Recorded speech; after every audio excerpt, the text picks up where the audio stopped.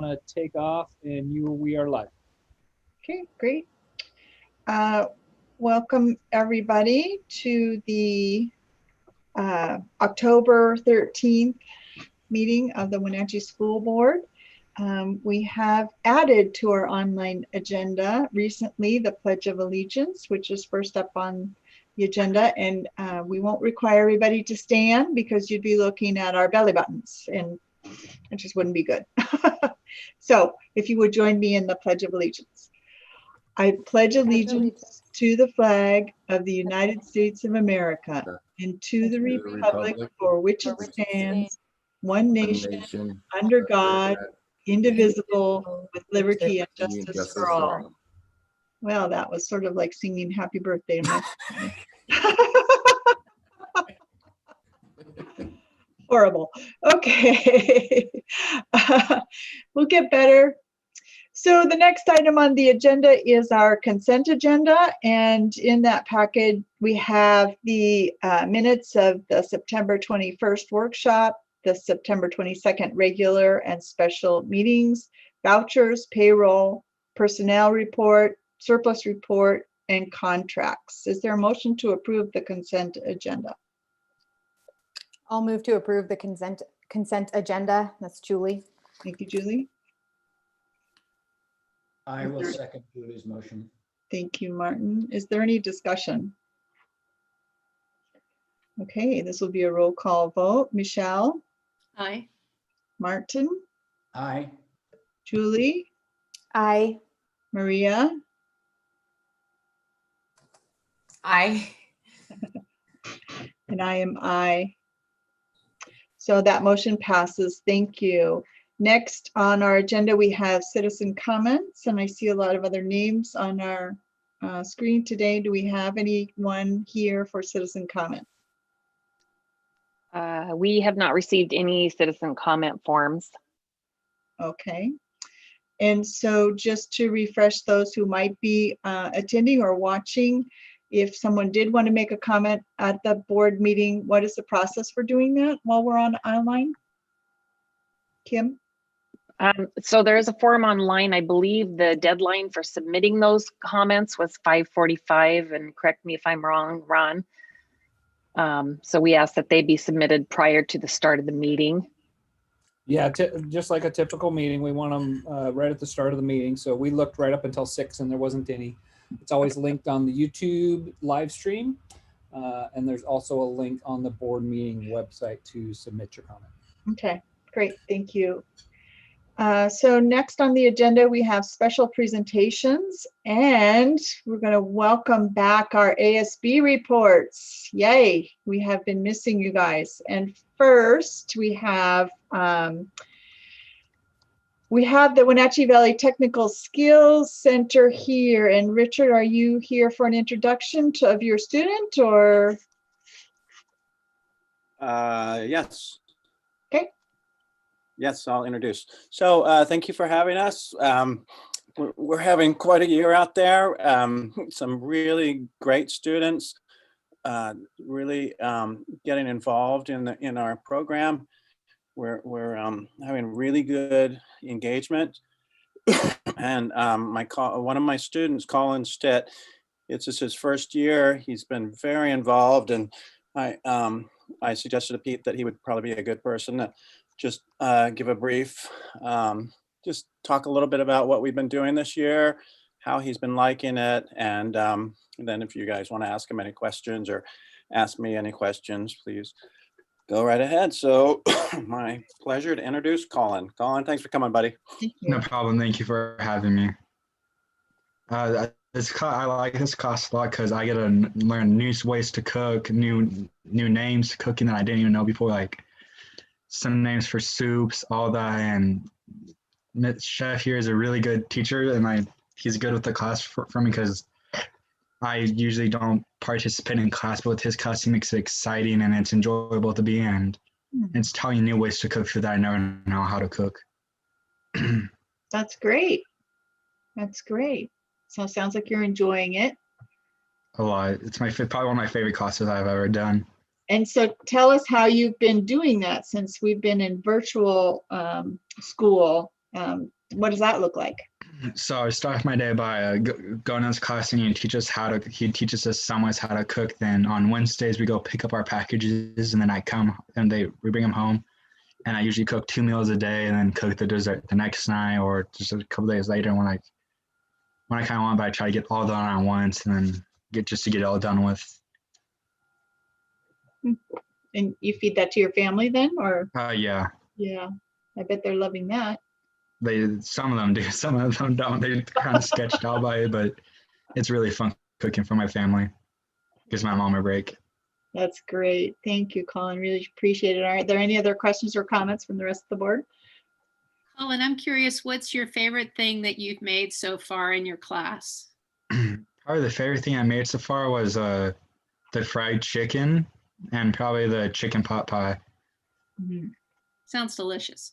Thank It's you. really good. No problem. Okay, thank you so much. Please come back again.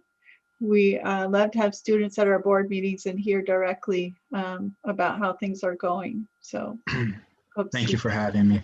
you back. Yeah, thank you, Colin, and thanks for having us. We really appreciate it. All right, thank you, Rich. And great job what you guys are doing too. It's been you've done a good job Oh, thank you. getting us into the school and keeping us going. So we appreciate it a lot. Very good. Thank you so much. All right, next we have Westside High School. Do we have a representative here from Westside? Yes, That'd be me. that'd be you. Hi, everybody. I'm Aria Rumley Wells, our Westside Student Body President, Leadership President. And I have a couple of things to talk about of what we've been doing over at Westside. So the first thing we've started recently is the Creative Arts Traveling Artist Series. We started that back up on a Zoom class. Nicole Haskey, who has in the past done this in person, has now volunteered to present it as an online course, this time focusing specifically on watercolors and drawings, just as a way to have some kind of creative expression, especially during these times. It's imperative to do.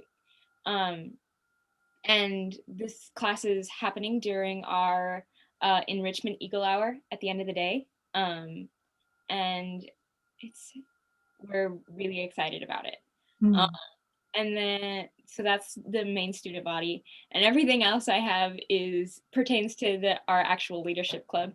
So we just started up meeting again in the past couple of weeks, and we've already started some projects and accomplished some things. So here's my list. So our main goals and projects are with the Bomba Sock Company, which we started in the previous year, and the Souls for Souls shoe collection.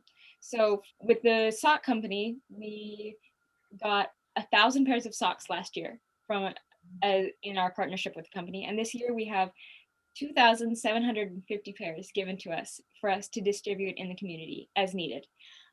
So about 1,500 of those went to people affected by September fires. So socks were given out in Bridgeport, Mansfield, Okanagan, Omak, Nespelem, on the Colville Reservation. And that was thanks to a partnership with Wenatchee Wear and the River Warrior Society. We also gave about 300 pairs of socks to firefighters fighting the fires who did not have access to any form of laundry or like cleaning while they were busy fighting the fires. And our last partnership with that was the community and schools, and we handed out about 450 pairs of socks to about 40% of the homeless families that they serve, which was really great. And our new project, our upcoming thing, is partnering with Souls for Souls, which are collecting new and gently used shoes for people who can't afford them. They hand them out all over the US and around the world for people who need them, or sell them at a low price to allow people to make a living off of them in a more long-term way. And so it's really about breaking the cycle of poverty in the small way that we can help. And that is really important. Just that starting bit is the most important part of, I mean, obviously all of the steps are important, but it really can't start unless there is that jump start. And so it also stops shoes from going into landfills right away, shoes that just sit in people's closets forever and then get thrown away. Those shoes could actually be used for something more important. And so we have a donation box outside of Westside. And so that's our drop-off location for the shoes. So we're trying to spread it around the community as much as we can to encourage people to donate what they can, and tell other people to donate as well.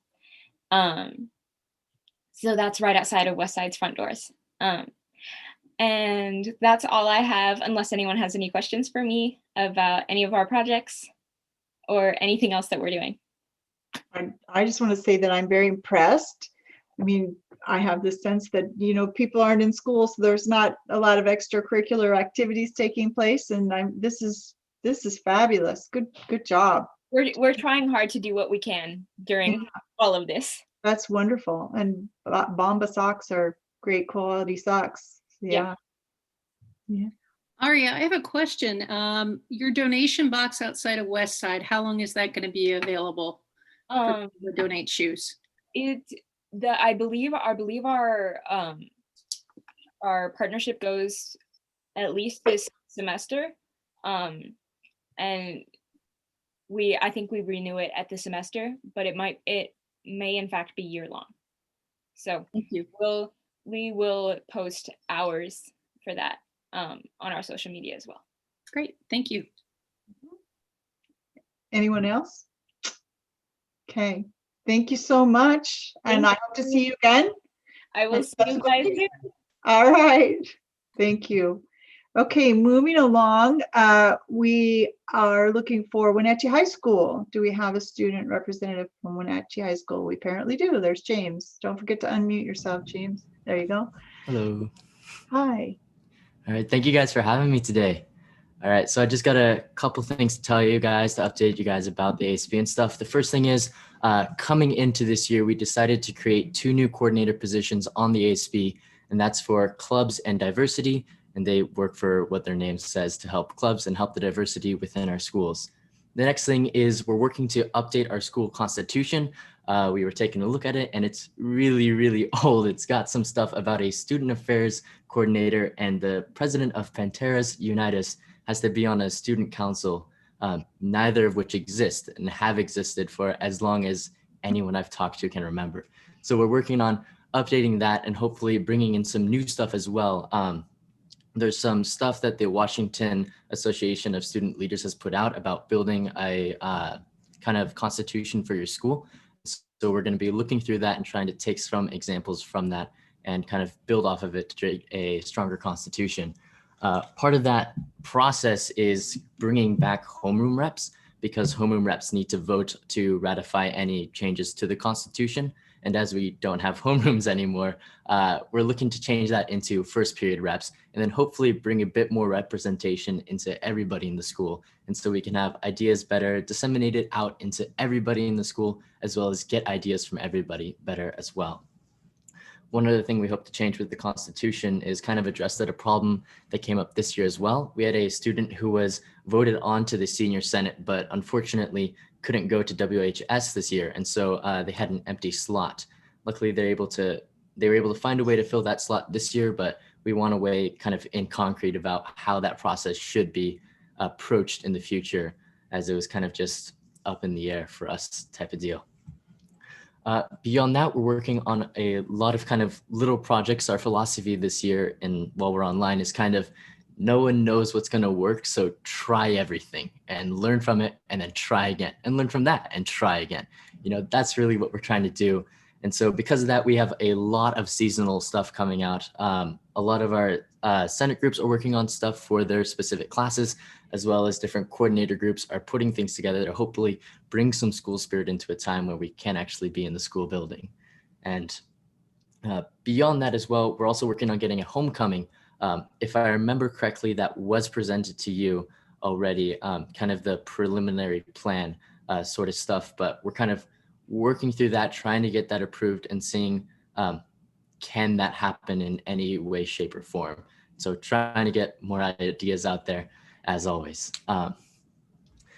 As well as that, we also purchased something called a leadership kind of bundle from a company called Character Strong.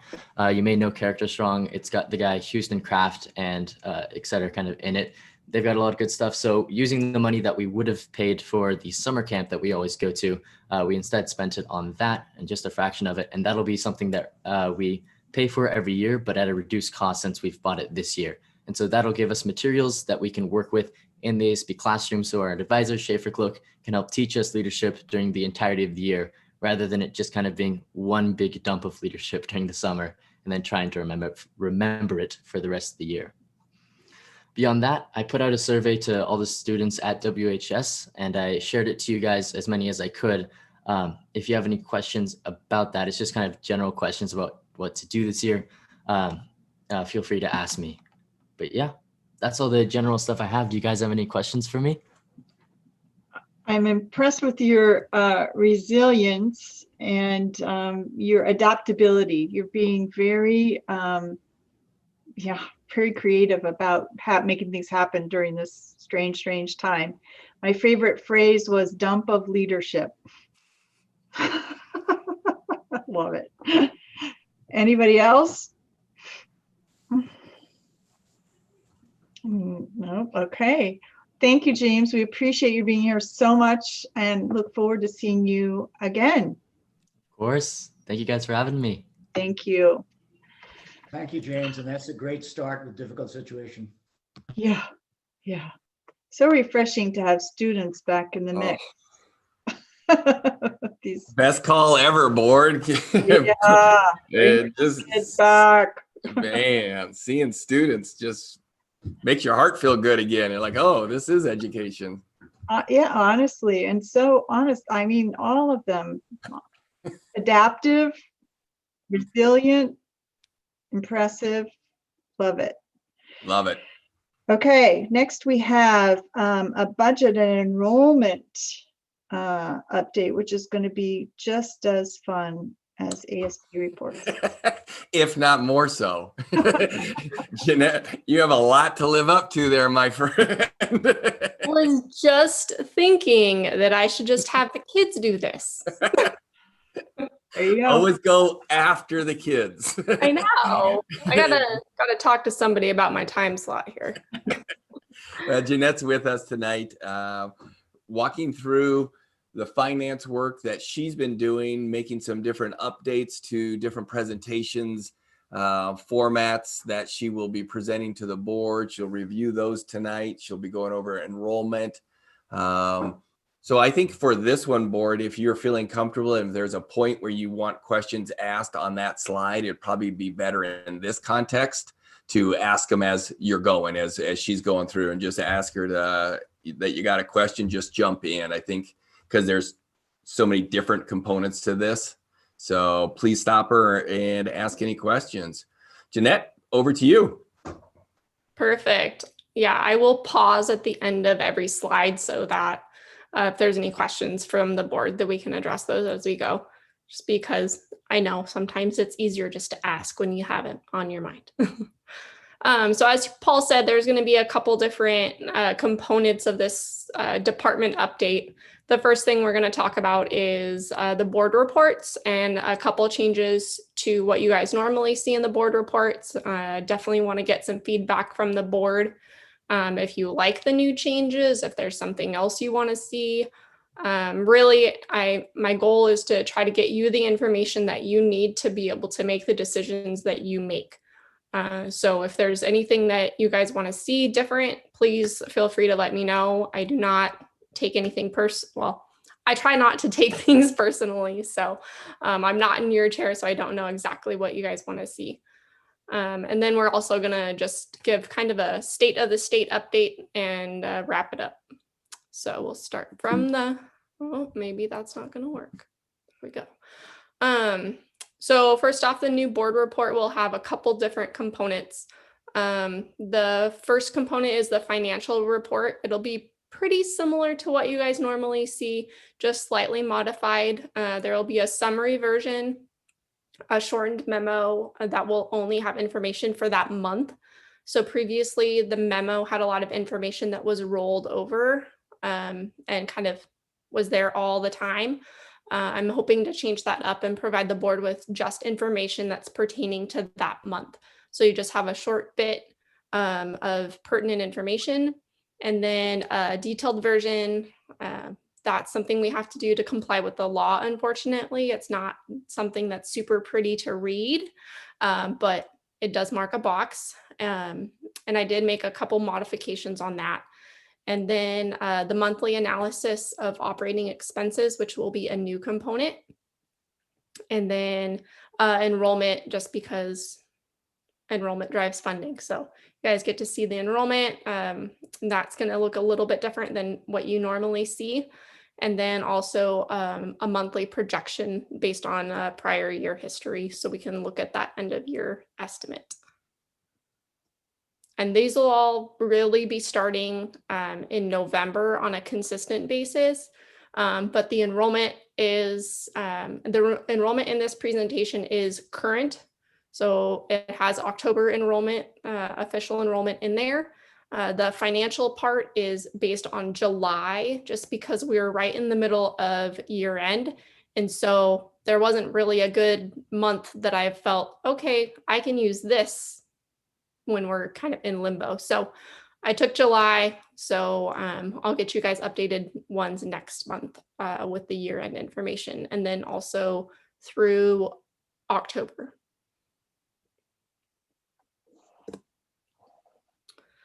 So this is an example of the memo. And so basically I plan to separate the memo into two sections, something that talks about the expense trends. So that will pertain to the graphs that you guys will see here in a little bit. Basically, it'll have information as to what the variance is between what we expected and then what actually happened on a high level detail. So for example, for the month of September, so that's September 2020, the certified salaries are 1% above trends for September. And that's just due to additional positions that were in the budget and due to continuous learning 2.0. It brings different costs than we normally have in September. And so additional certified salaries for training for our certified staff is one of those costs. That was definitely a big push in August, getting us ready. So that is a cost that was in there. And then classified salaries, those are down from trends. That is due to furloughs, layoffs, and unfilled positions across the district. Same with employee benefits. Employee benefits are down due to those same reductions that are in the classified salaries. And then supplies and travel are down due to COVID restrictions and just the current learning model. You know, normally September, we've got a high supply bill. You know, schools are ordering all sorts of things to stock up their buildings, but due to a couple different things, we didn't need those supplies. We don't have students in our buildings. And so just the costs are different. Purchase services is actually up slightly just due to payment timing differences. And also our liability insurance cost went up as well from the prior years. And I'll talk a little bit more about those expense trends and the projections when we look at that detailed slide. The budget summary and budget status section of the memo, I hope that to be kind of short and sweet and just give the board high level information. So general fund, and again, this is from July, so a few months back. Revenues were at 89.7% and expenses were at 85.8% of the budget. Fund balance was 13.37 million, which was 11.8% of the budgeted expenditures. Just a couple high-level details. So the accounting for emergency and the summer meals programs are shown in the revenue 6,000, sorry, which is the federal special purpose, and the expenses for that is in 80, which is community support. So that is pointed out because it is a change from the prior month, from what you normally would see, as well as when you look at that budget item compared to the actual, it just looks a little bit off because that's not normal. Normally, we don't have that high of an amount within those programs, but it's due to COVID. So those are the kinds of things that I would point out in a memo, is something either that's abnormal or something that might jump out at you, or something that changed dramatically from the prior month, either due to some accounting we did on the back end, or some payment that went out that was abnormal, things like that.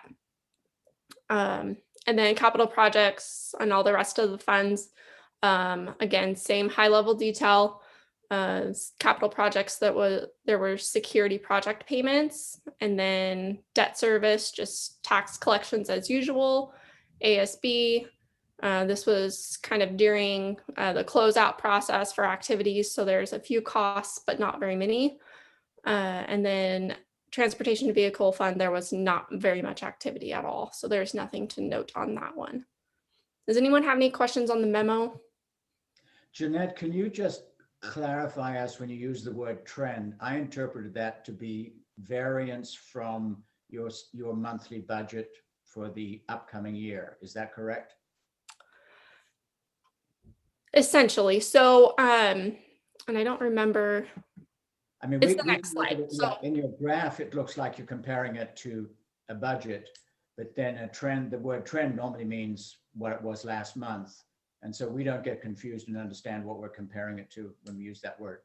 Yeah, definitely. So school districts, we budget annually. So we don't necessarily have monthly budgets like a lot of traditional businesses do. And so what I did to estimate a rough amount for what we would expect for each month, I actually took the last 2 years and averaged out how much of the annual amount was spent in each month. So kind of looking at that percent of the total for each month. And then I just averaged the last 2 years. I didn't want to just look at the prior year for 1920 due to COVID. So I averaged the last 2 so we could get kind of a better ballpark. So that's what I used to estimate that trend. So when I speak of trends, I don't necessarily speak of the last month. I speak of the overall average of monthly expenses that we've seen previously in prior years, and then comparing that to our total budget, because every year the certified salaries costs go up, and every year the classified salaries costs go up. So I included that as well. So I compared it to the current budget. Yeah, and the current budget is the budget. In other words, it would already have been inflated for inflation and other variances from the previous year, and then you would apply your formula. Okay. Yes, theoretically. Yeah, no, I'm fine with everything you said. It's just the word trend often is not associated with variance from budget. I just needed to clarify it. Yeah, definitely. So that kind of explains how the green bars, basically the budget came to be. So like I said, schools, we don't budget on a monthly basis, but we do budget on an annual basis. And so I just used the prior year trends to estimate where those bars would be. And I think that they will be roughly accurate, maybe not necessarily this year because of COVID and distance learning and all the other fun things we're going through. But I believe over the length of time, looking at the expenses through that lens will be helpful to the board for you guys to be able to see, are we on track with, you know, okay, we have a high month, but do we have a low month that will offset it? Those kinds of things. So you'll know and not be caught off guard down the road. Oh, we overshot, or oh, we have money left, or, you know, those kinds of things. So this is the salaries and benefits slide. This one is a little bit, it's a lot on here, I apologize, but I wanted to capture it all on one because we kind of group these supplies, services, travel, capital outlay. We typically group them all together when we're talking. And so I wanted to keep them together in the presentation. As you can see, they're just all over the place. Every single month there's something different. So it'll be very interesting to see as we go along how these trends hold. I think supplies, purchase services are pretty self-explanatory. Travel, obviously, we didn't have any travel. We're not going anywhere. There's not really many places to go. And then capital outlays, so that's just for those big ticket items, equipment purchases, those kinds of things, which are very rare, as you can tell, because there's not very many bars on that graph.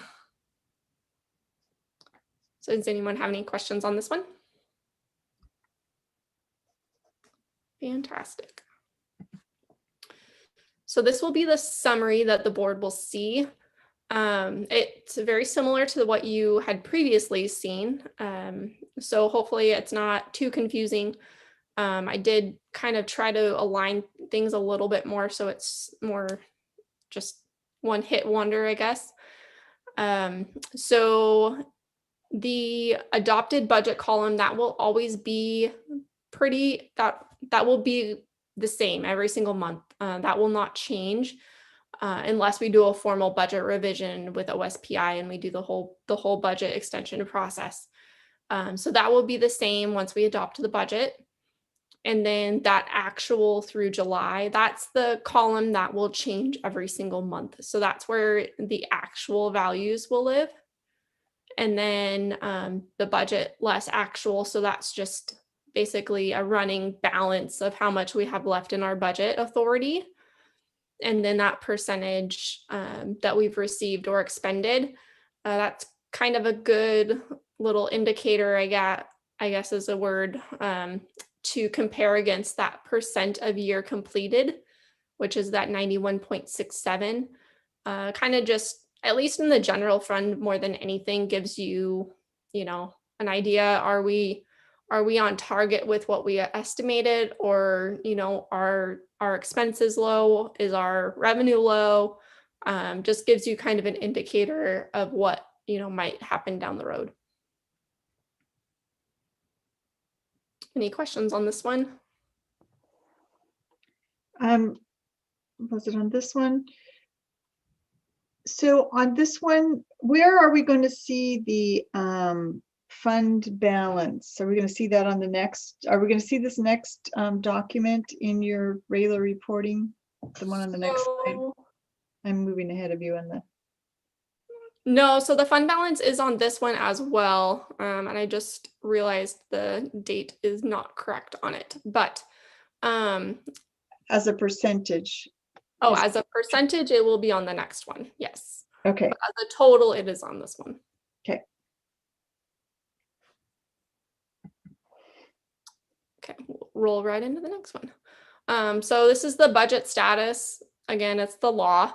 And I just took the budget status for the general fund for this illustrative purpose. When I provide you the monthly budget status, it will have all of the funds. But I just wanted to highlight a couple of changes for the board. Again, this is the law, so unfortunately we can't get away from this. The auditors would not like that. So one change is I did put a new column in here for you. It is called the working budget column. It is right here in between the annual budget and the actual for the year.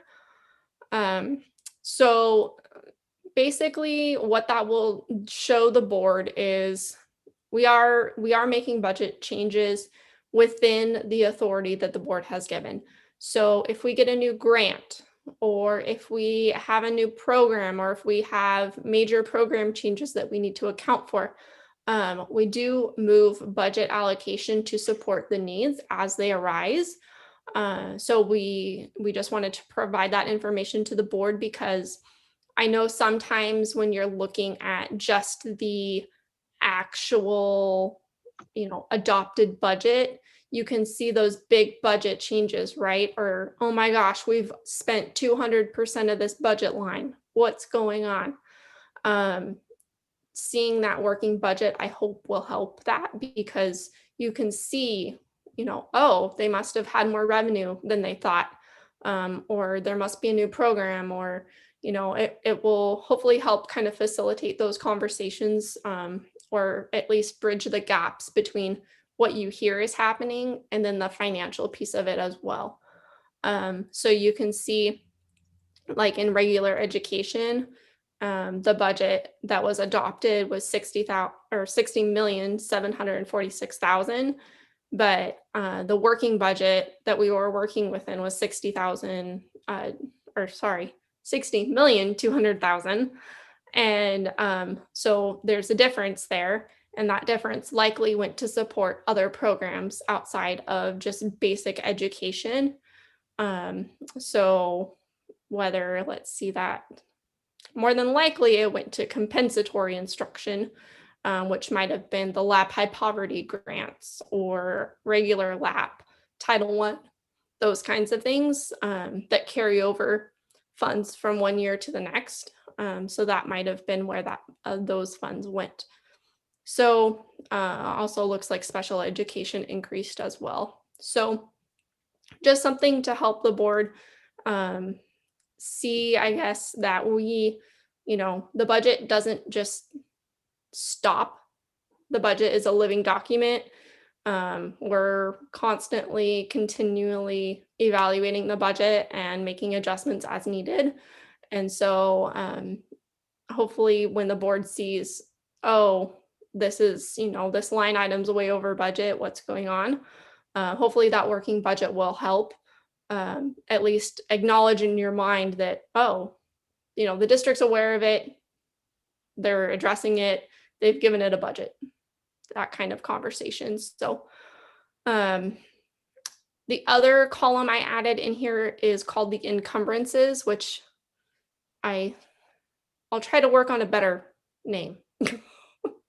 Because it's kind of confusing, but basically it's the planned expenses for the rest of the year. So it's the rest of the salary values for the contracts that we need to pay out. It's the cost of the benefits that we owe to employees for the rest of the year. It's the estimated cost of purchases that we're planning for the end of the year. Those kinds of items are what is included in that encumbrances.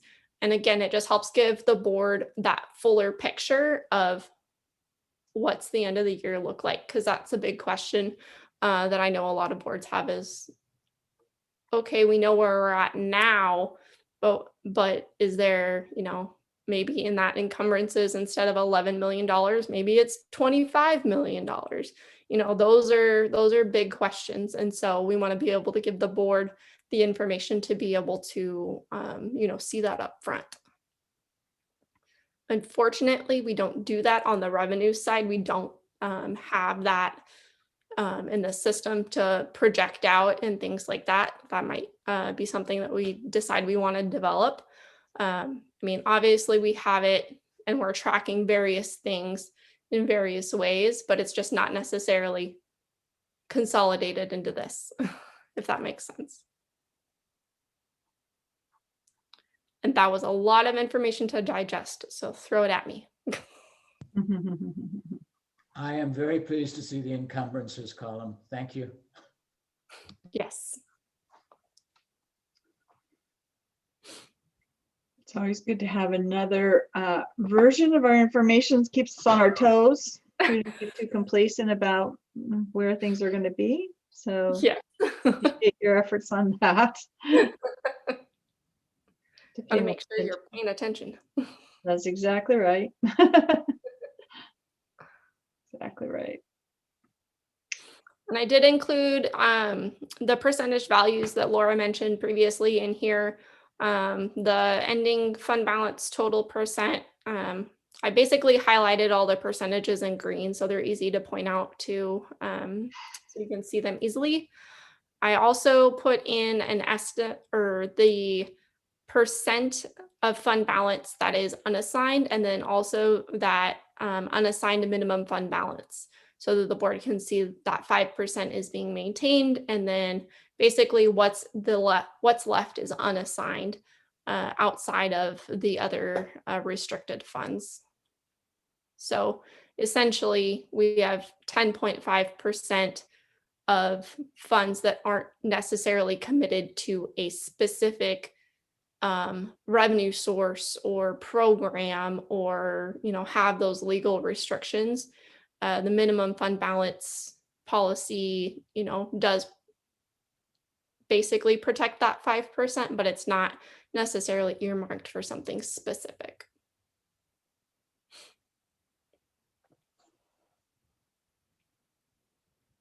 Okay. Perfect. We'll just keep on going. So this will be the new enrollment, I guess, view. So there's a number of different data points on here, and I broke it out by grade band because these are typically the grade bands that we talk about the most. So there's 4 different data points on here. There is March of the prior year. That is our last actual real count that we had prior to COVID. So that's the last real one. So that is on here. In the future years, it'll be the last month of the prior year, which would typically be June. The budget amount, and then September, which is basically the prior month. So every month you'll see the last count from the prior year. You'll see the budget, you'll see the prior month enrollment, and you'll see the current month enrollment. So again, March of last year, or March of 2020, last school year, the budget, September enrollment, and October enrollment. You guys will see that the March and the budget enrollment is pretty close to each other. Those bars are pretty close together.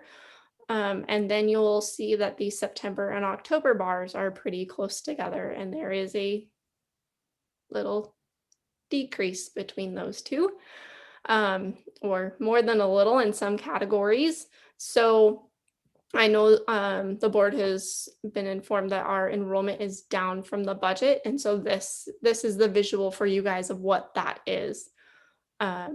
So unfortunately our enrollment is down from the budget, but we'll address that in a second and what we're doing to mitigate that, financially speaking. And then I'm going to hit on the next one and then take questions really quick because it's enrollment too. So again, the same 4 data points, just looking at different categories. So ALE, which is our alternative learning.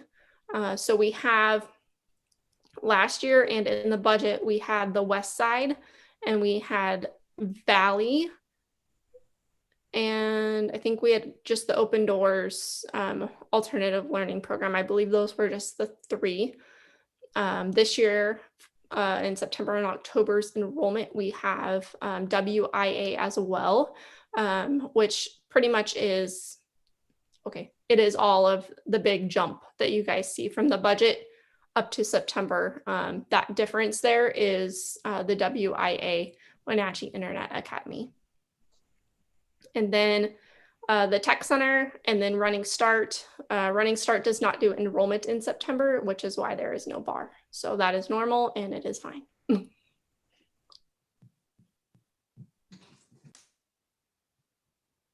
Any questions on the enrollment? I have a question. So when you say budget, that's what we budgeted for. Correct. Okay.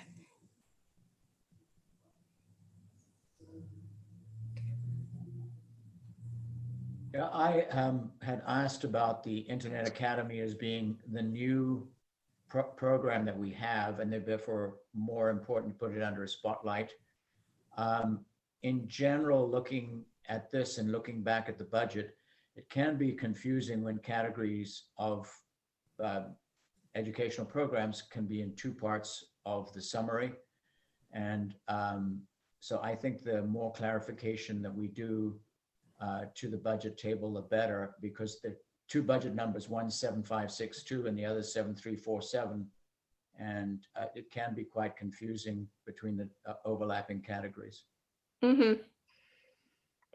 Yeah, I So- can definitely break out some of the categories. Like if the board wants to see each individual program within alternative learning, we can do that.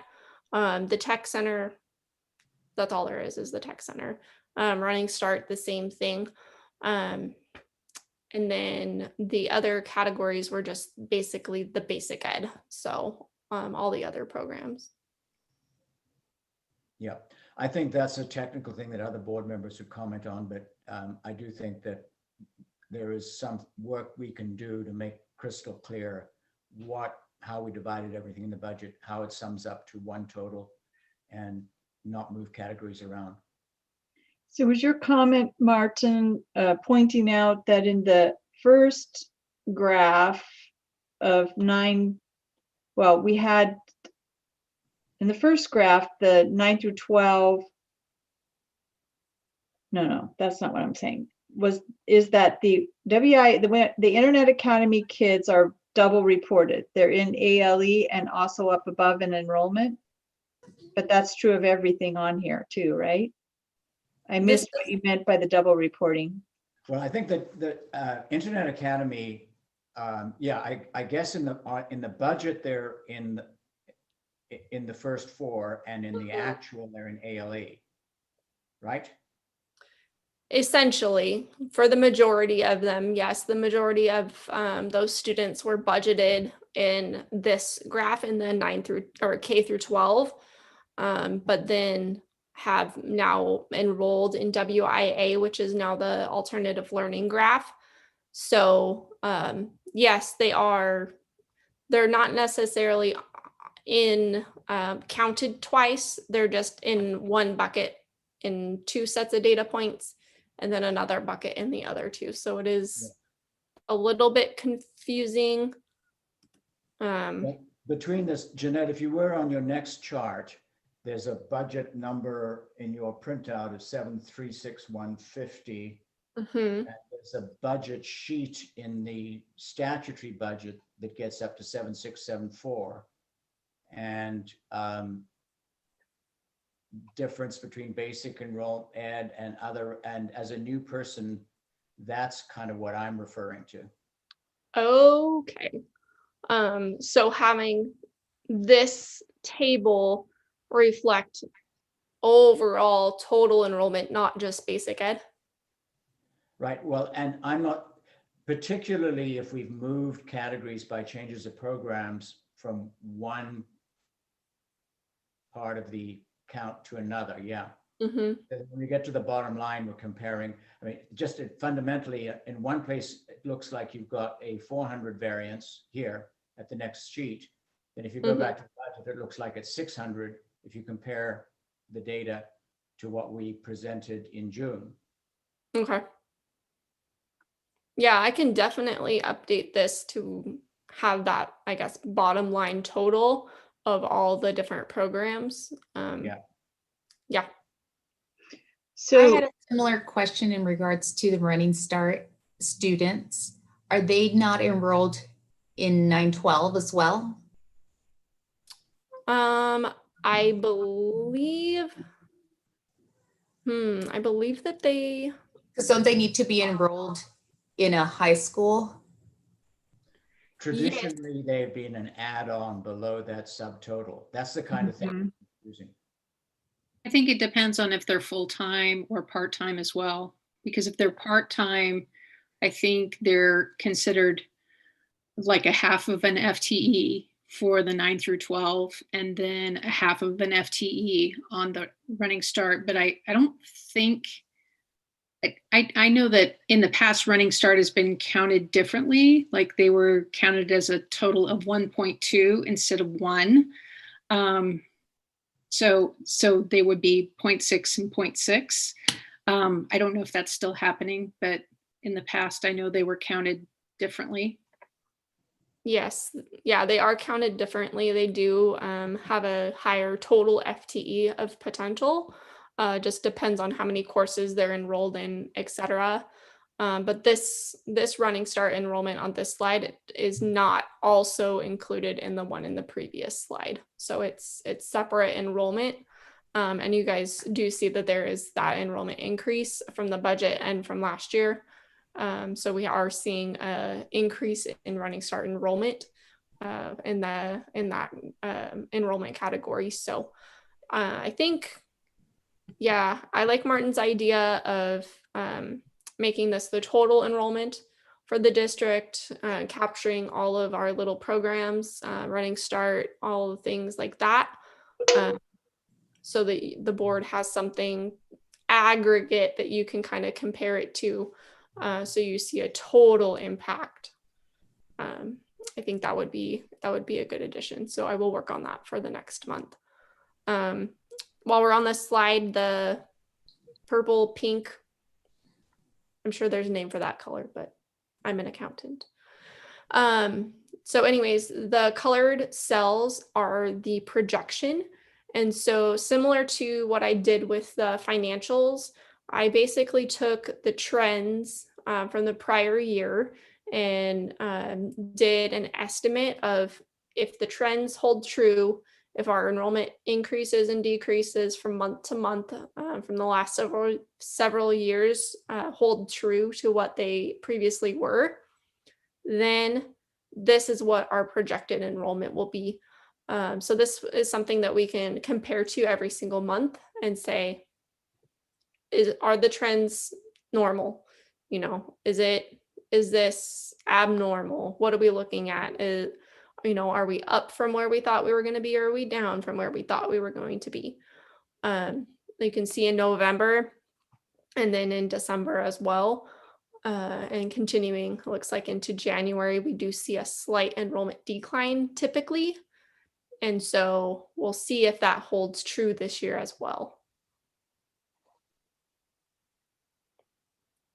Another important thing on this is the year-to-date average. Our enrollment is counted every single month. And so our enrollment is averaged out through the year, and starting in January all the way through August, our revenue from the state is adjusted based on our actual enrollment average for the year. So every single month that value will be changing slightly just because it's based on an average. So that is something we monitor as well.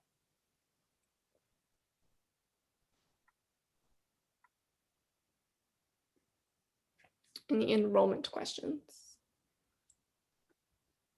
I have a quick comment here that it's too early to read into anything, but I'm glad that we have this 12-month display, and I think it's very helpful. And just speculative, if you look back at the September-October history, we have a normal pattern of a few tens of latecomers enrolling. And this year, when we're kind of skittish, it's flat. It may or may not be meaningful, but we didn't get the usual apparent blip of latecomers. So then that makes us more alert to see what November looks like. Exactly. Yes. Very true. Are we going to see a grade breakdown of enrollment in your reports regularly? I was not planning on it besides the graphs. Okay. Would you like a numbers chart?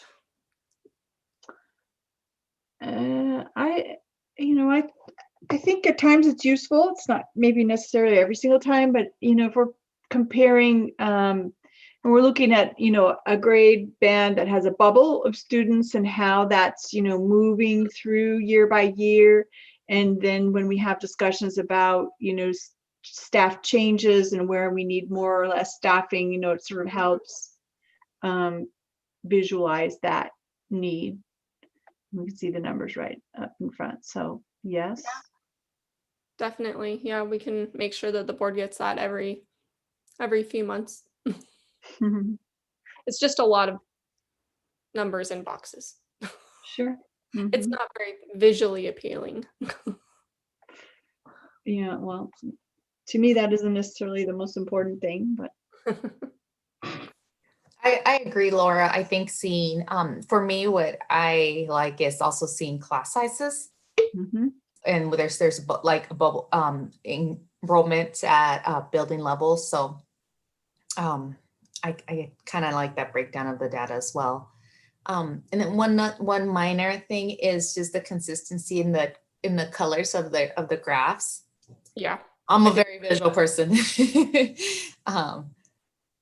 Yeah, your eyes. Yeah. I did notice that as well, so I will adjust that.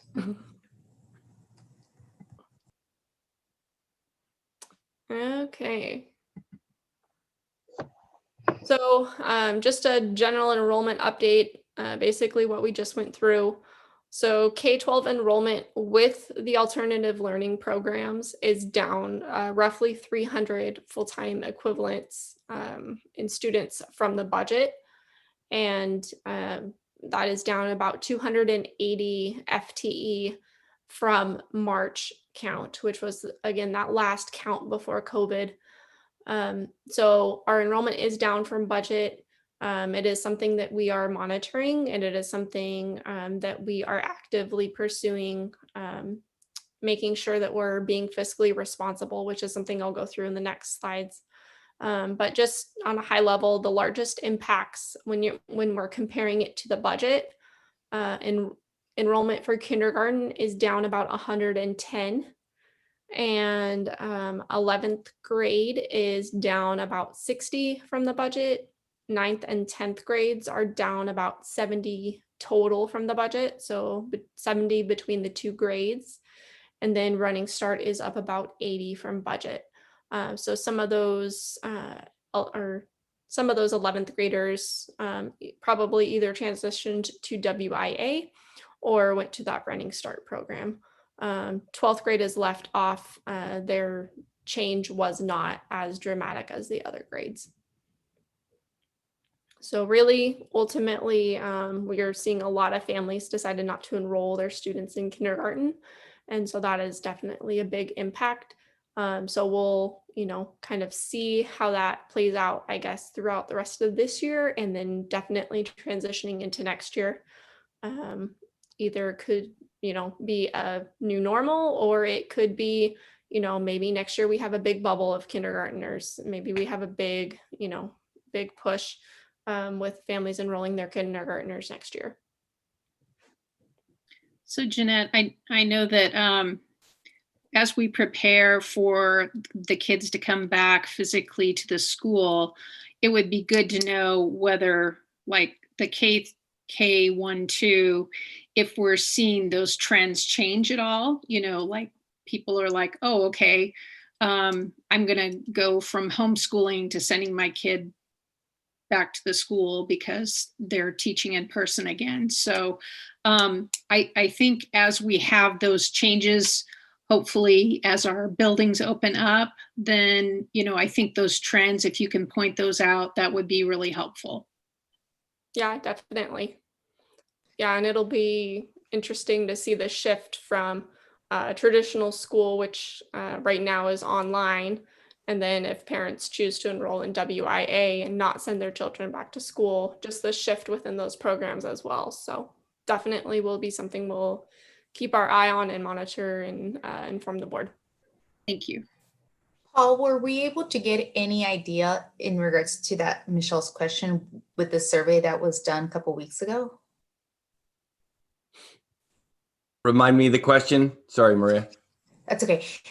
So this is in regards to a follow up with to Michelle's question. Were we able to get any data or kind of the projections with the survey, with the results of the survey that went out? Yeah.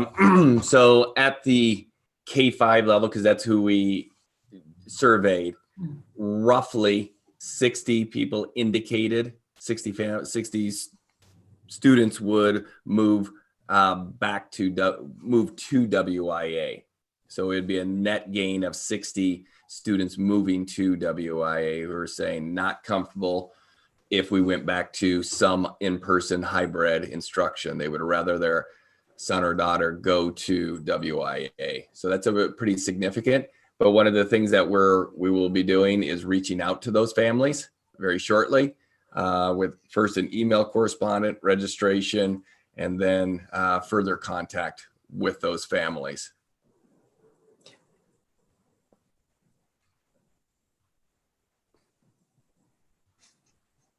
Okay, I'm going to move on to the next one. So funding impacts. So state apportionment, just based on the actual enrollment at this point, we will see roughly a $2 to $3 million or $2 to $3 million decrease in funding. And so it's, approximately $2.5 million roughly that we will see in a decrease in state funding. And so that's definitely something we have our eye on. It's something that we're monitoring. Like I said, enrollment is counted every month and then it is averaged. So we're still, every month is a new month. Every month is a new number. So we're definitely monitoring that, and the board will be able to see it monthly as well on the reports. Food services and transportation, they are their own special categories. And they have been doing fantastically given their circumstances. It has been a wild roller coaster for both of those departments, but just an FYI, there will be an impact, and it will mean that our revenues will be down from budget, but to estimate that impact at this point in time is just a little early. What was it, a week, maybe two into our school year, our food service model changed again. And so who knows how long that will last. Right now, the waiver is through December 31st. That might be extended, that might not be. Now we're potentially, hopefully soon, going to have students in the buildings. So that changes things as well for food services and transportation. So overall our services right now, we're down meals served, and that's how we're funded. And so our revenues will be down as well. Transportation is based on actual student transportation. And so right now we're online, so we're not transporting students. So we do not get funding. And I say it's complicated on the slide because it is very complicated, and it's changing all the time at this point. I think just within a week ago, we got another update of, oh, now you can do this, whereas before you couldn't. So it's just a big moving target like everything else this year. So we're just kind of going with the flow. Hopefully when we can bring students back, we will obviously be transporting them. But just looking at a phased approach like we will not have the same number of students riding the buses every day as we normally do. And so that means our funding will be lower as well. So it's all basically just a big pendulum, and we're just kind of trying to make it work. So just some natural savings due to our current online teaching model. So substitute costs, buildings and departments, a lot of times are covering internally as we need to. There's less printing costs and less paper consumables because we do not have as many people in the buildings with students at home.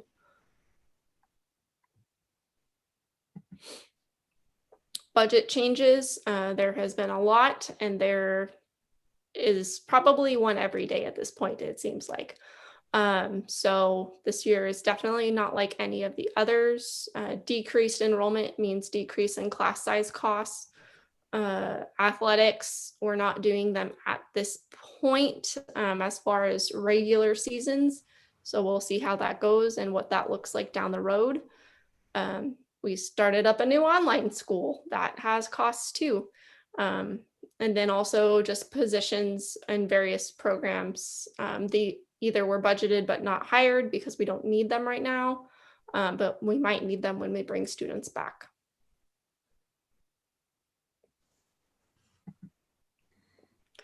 Unfortunately, we've had to make a lot of, or a number of forced reductions as well.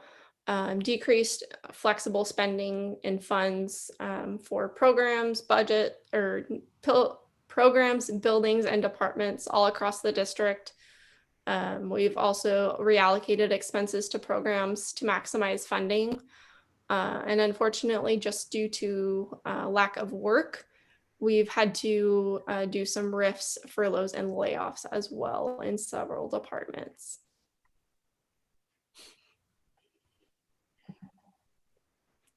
So in summary, you guys hear it all the time. We try to tell ourselves it all the time to keep our sanity, but this year is like none other, and we hope that we don't have another one. But we have to be flexible and maintain fiscal responsibility.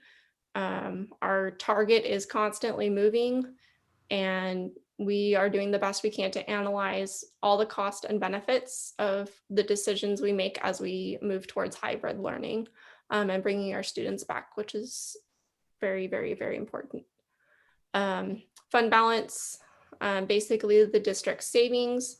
Our new fund balance for 2021 school year, the beginning balance is anticipated to be higher than what was estimated during the budget, which is largely due to decreased costs from the school closure. So that will definitely be something to help see us through during these challenging times. Any questions?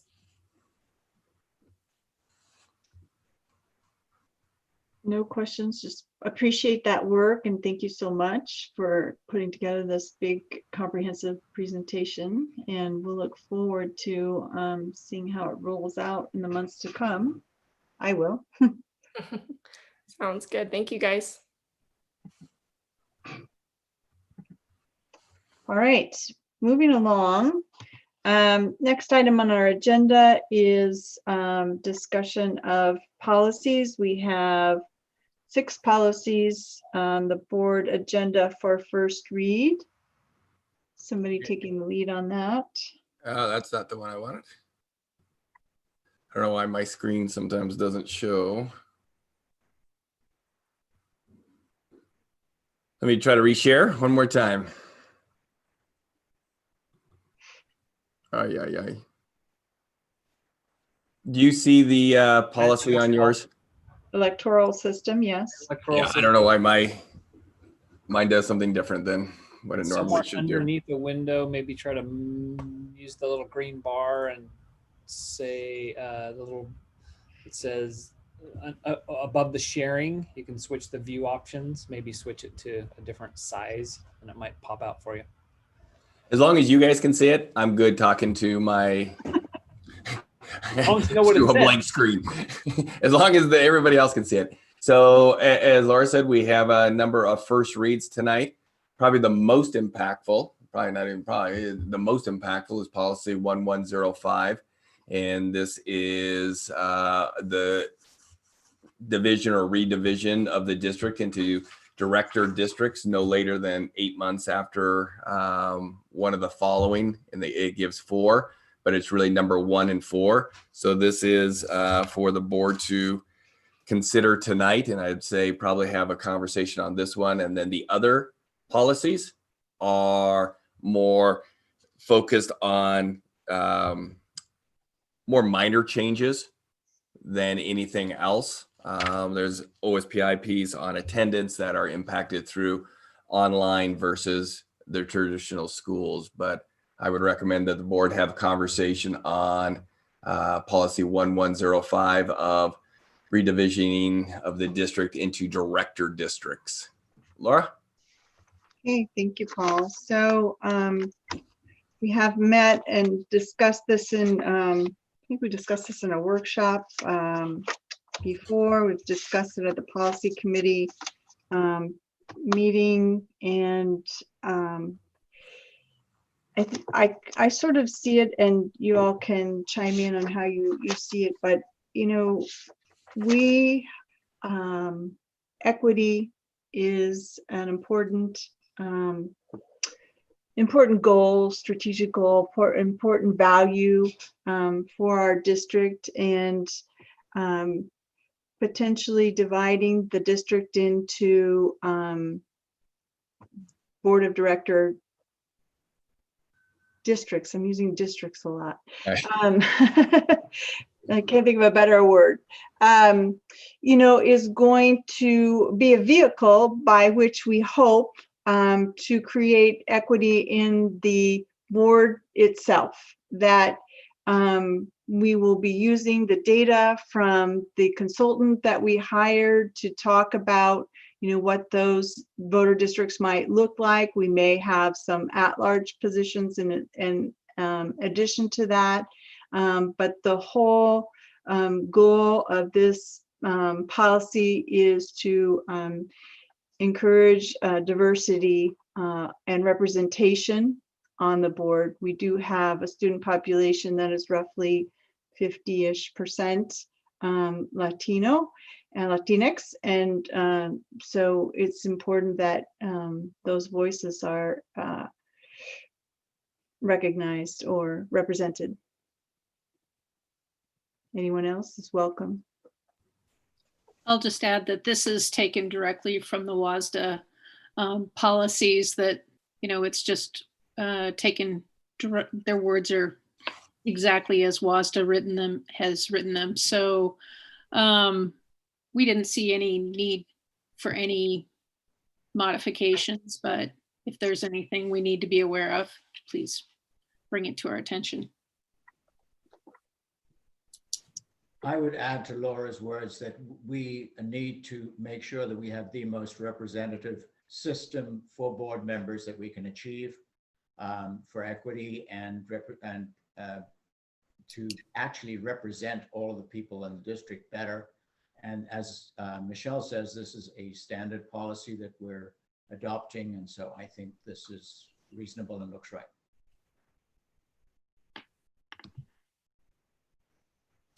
From the superintendent's perspective, I have to commend the board, because it's one thing that sometimes in education, we put things out there like equity as a value statement. And not every school district walks their talk. This is walking your talk, board, by saying our Latino community matters and their representation matters on the board. And you are literally putting your seats out there to say this is that important for our community and our school district. The board members, being a board member is a thankless job, but this is one of those pieces where the community needs to really recognize that this board felt like the value of equity was that important, that they were willing to put their seats out there in coming months. So I wanted to say that, because the easy answer would to have been just to wait and not do anything with this. So one of the big pieces, as I said, in 1 through 4, really number 1 and 4 are the driving factors here. But we really are looking for the receipt of the federal census that should come out in March, April. With it being delayed a little bit, I'm not sure when the actual delivery of that census data will be given to us. But once that data is given to us, up here in the policies, no later than 8 months after any of the following that would take place.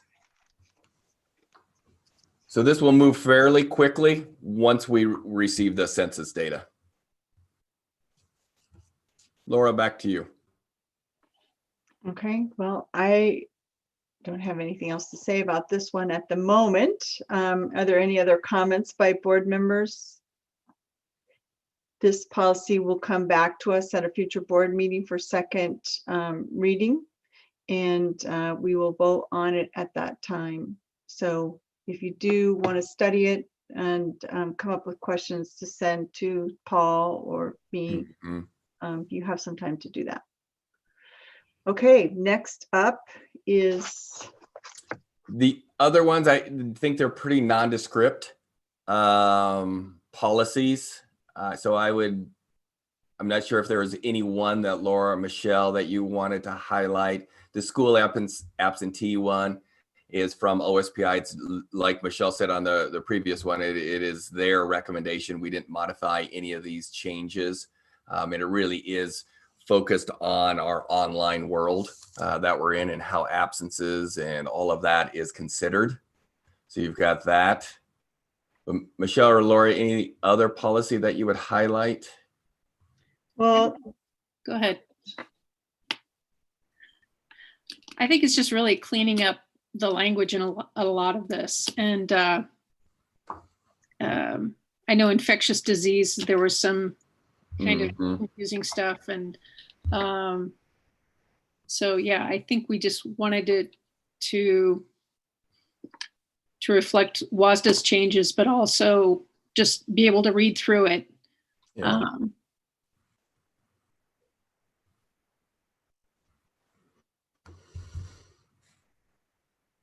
So those are the policies for tonight. And as Laura said, they'll be back on for consensus at our next board meeting, October, I want to say 27th. okay, All right. great. So next on the agenda I have is hybrid reopening discussion. Yeah. And I'm going to try to share my screen one more time.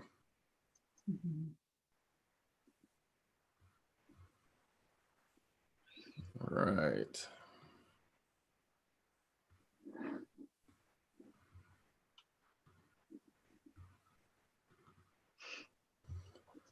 Can we see that? Hybrid learning, nice purple. Do I got a thumbs up? All right. So, as everyone I think is really aware, our educators, our support staff, administration, district office has really been working incredibly hard over these last few months to make sure that our online learning is working as well as possible. And again, you've heard me really proud of where we're at, what we've been doing throughout our entire organization. And as many people have told me, many educators, classroom teachers in the field, it's starting to become a little bit more seamless. They're able to connect at deeper levels with our students. Our students are connecting and doing their work online and learning online. So we're hitting some of those goals. However, we've always said we're going to be following the guidelines that State of Washington, Chelan, Douglas County have been putting out. And one of those metrics is that 75 to 100,000 to be putting us into a hybrid type of learning. And where we're at is really starting to look at our youngest students first. That's always been the goal because we recognize that for our 3, 4, 5, 6, and 7-year-olds, online learning is very different than it is for our middle and high school students. And quite honestly, it's even different than our third, 4th, and 5th graders. So our youngest learners, what has always been our priority to bring back in some form or fashion, if and when we hit this 75 per 100,000 number. The other context that I would paint before we get into this is we've been using incident testing. Incident testing is for those who think they have COVID, who have been exposed, or for maybe another reason, but pretty much in that vein, and they go to their doctors or Confluence and get tested for COVID. So naturally, those numbers are going to be higher. What our community has done, and it's happened in other communities, is to do prevalent testing. And prevalent testing is what occurred at Wenatchee High School last week and what is occurring this week at Wenatchee High School, where it is a much greater sampling of the community. The community comes in, volunteers to come in, and has an opportunity for that free COVID testing. We had an overwhelming number of community members show up at our site. Each day, anytime our staff stopped by, any cabinet members stopped by, there was always a line, a significant line to be able to get the COVID test administered. So all we heard was it was a huge success, such a success that they asked to extend it for another week. And our only role in all of this is supporting them with the physical site of the high school and communication. And I think we've knocked it out of the park on both of the things that they asked us to do. Communicated exceptionally well, supported them and their teams, whatever they needed. That was really our only role in any of this piece. So we're hopeful that the prevalent testing is similar to the other communities. However, as of tonight, as I kept checking my emails, we still do not have results back. We do not have results back from last week. And we're hopeful in the next day or two that we will have that data back to us. So we're still waiting on that. From our perspective, what we're recommending is, because there's so many uncertainties, that we would recommend that we would transition to hybrid for preschool through second grade sometime after parent-teacher conferences. Parent-teacher conferences are October 28th, 29th, and 30th. We would also use those conferences for our elementary students and parents, for our teachers to be able to communicate what hybrid learning looks like, and be able to have those opportunities. One of the things that we heard loud and clear was Launch to Learn back in August was such a success. That success that we heard also from board members last week, that personal connection, that partnership was key to really launching the year. Even though it was a start of a year unlike any other year, it was as successful as it possibly could have been, because I think we had that partnership with our parents, that connection. Our parents knew the educators, our educators knew our families better than they have before. So we're going to use that structure that seemed to have worked so well to help us launch our hybrid for our pre-K2. One of the things that have been clearly communicated to us from our educators and our parents is that we make sure that we give everybody a communication window of about roughly 2 weeks of when we're going to start. So once we get back the data, we would like to then try to have a 2-week window there so people know the work we're going to be doing. So because parents need to be thinking about childcare, staff needs to transition from some. We have a number of educators and staff members who also have children. They're going to need to make some transitional points as well. So those are our 3 kind of those big pieces always to remember as we're going through this presentation. And tonight, a number of cabinet members, you won't have to hear my voice throughout the entire presentation. We'll be handing it off like we normally do to different people to talk to us about it. As I said, this is where we're at with our prevalent testing in our community. Talk to that. We did some of the K2 testing. Be honest, that we did not get the best turnout for that.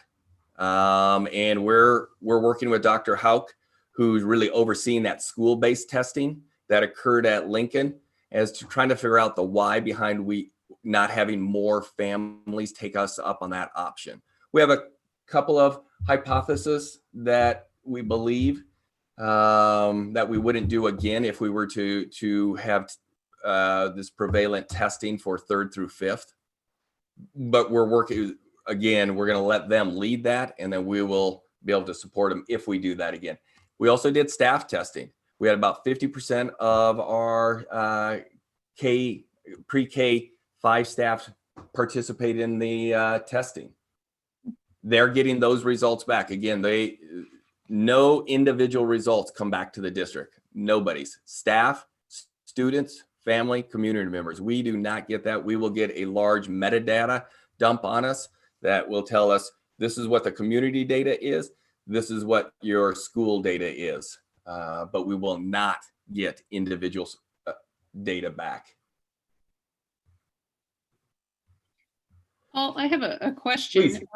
Since they've added on the 2nd week of the prevalence testing in our community, are they possibly waiting to give us data back until they have that 2nd week's worth of data?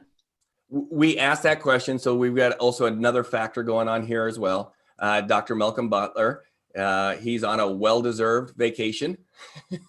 So I don't have the actual head of the administration be able to communicate directly with like I have been in the past. But I have asked that to the interim health administrator, and I have not heard back on that.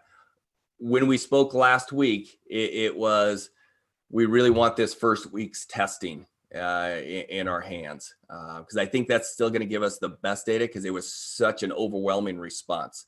But once I get that response back, I'll send it to the board. Great, thank you. You're welcome. So a lot of the pieces that we've done, and I'm proud of where we're at, this whole idea of around look, listen, and learn.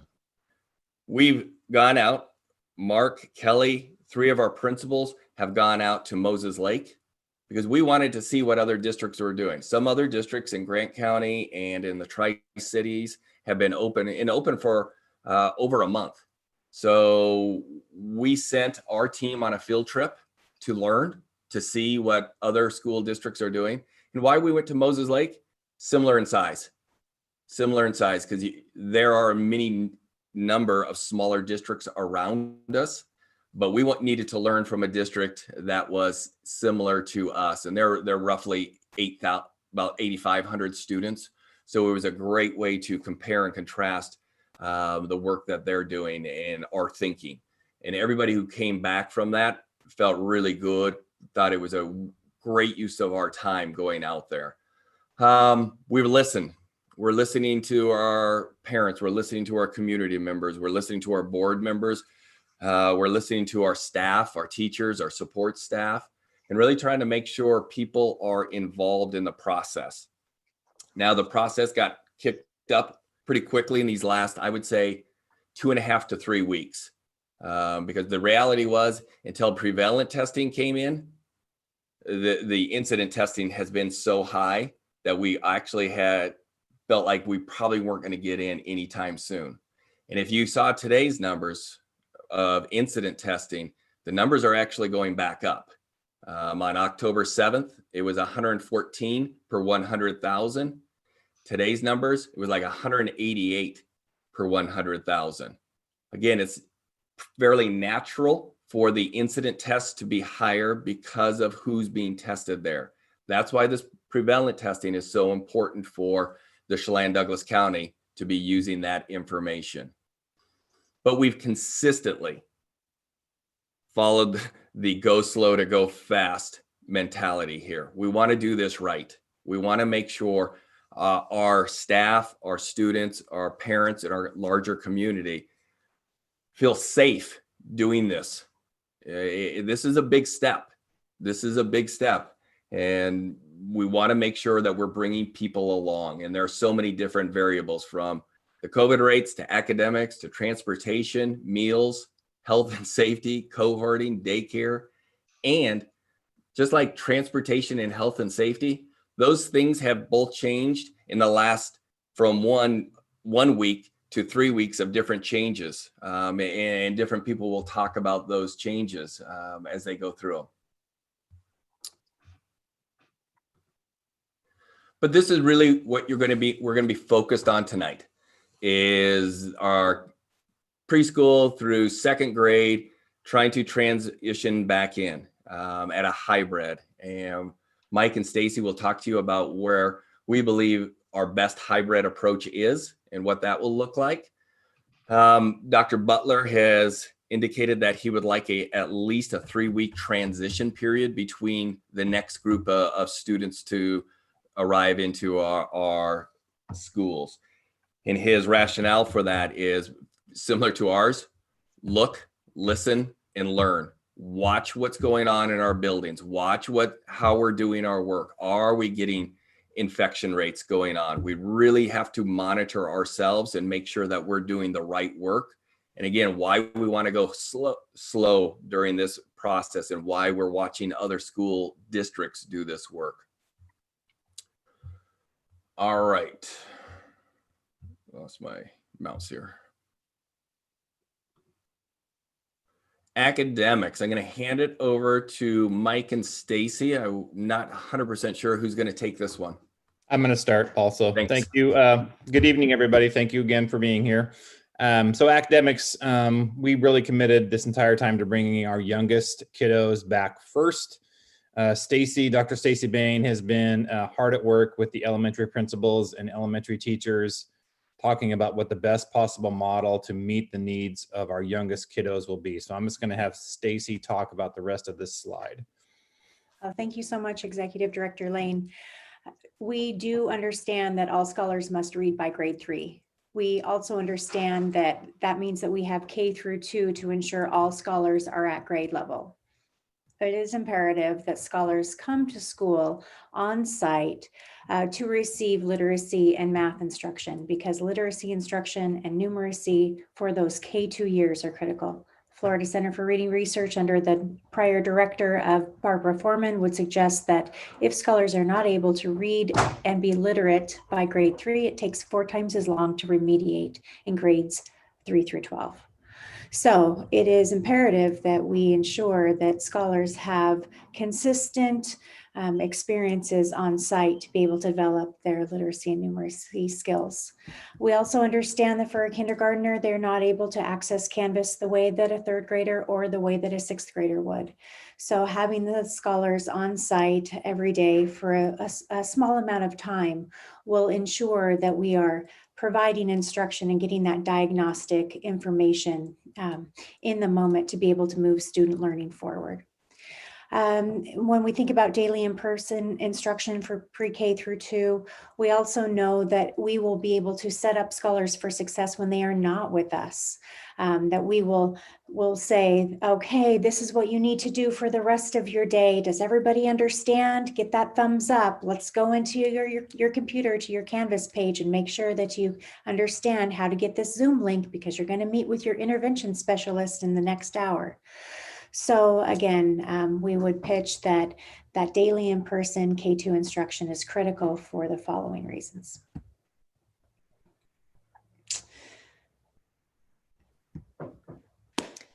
Okay. Kelly, did I? Yeah, thank you. What was that? Oh, transportation. So we've been working with Jenny, the director of transportation, and Jen, the transportation coordinator, to look at and create the most cost-effective routes. While normally that's not a way that we look at our student routes, just given our funding issues that we're going to have this year with transportation, we thought that that was really critical for us to at least look at and explore and see if that's something we're able to accomplish. One of the other things that we're using our routes for is potentially how are we cohorting our students?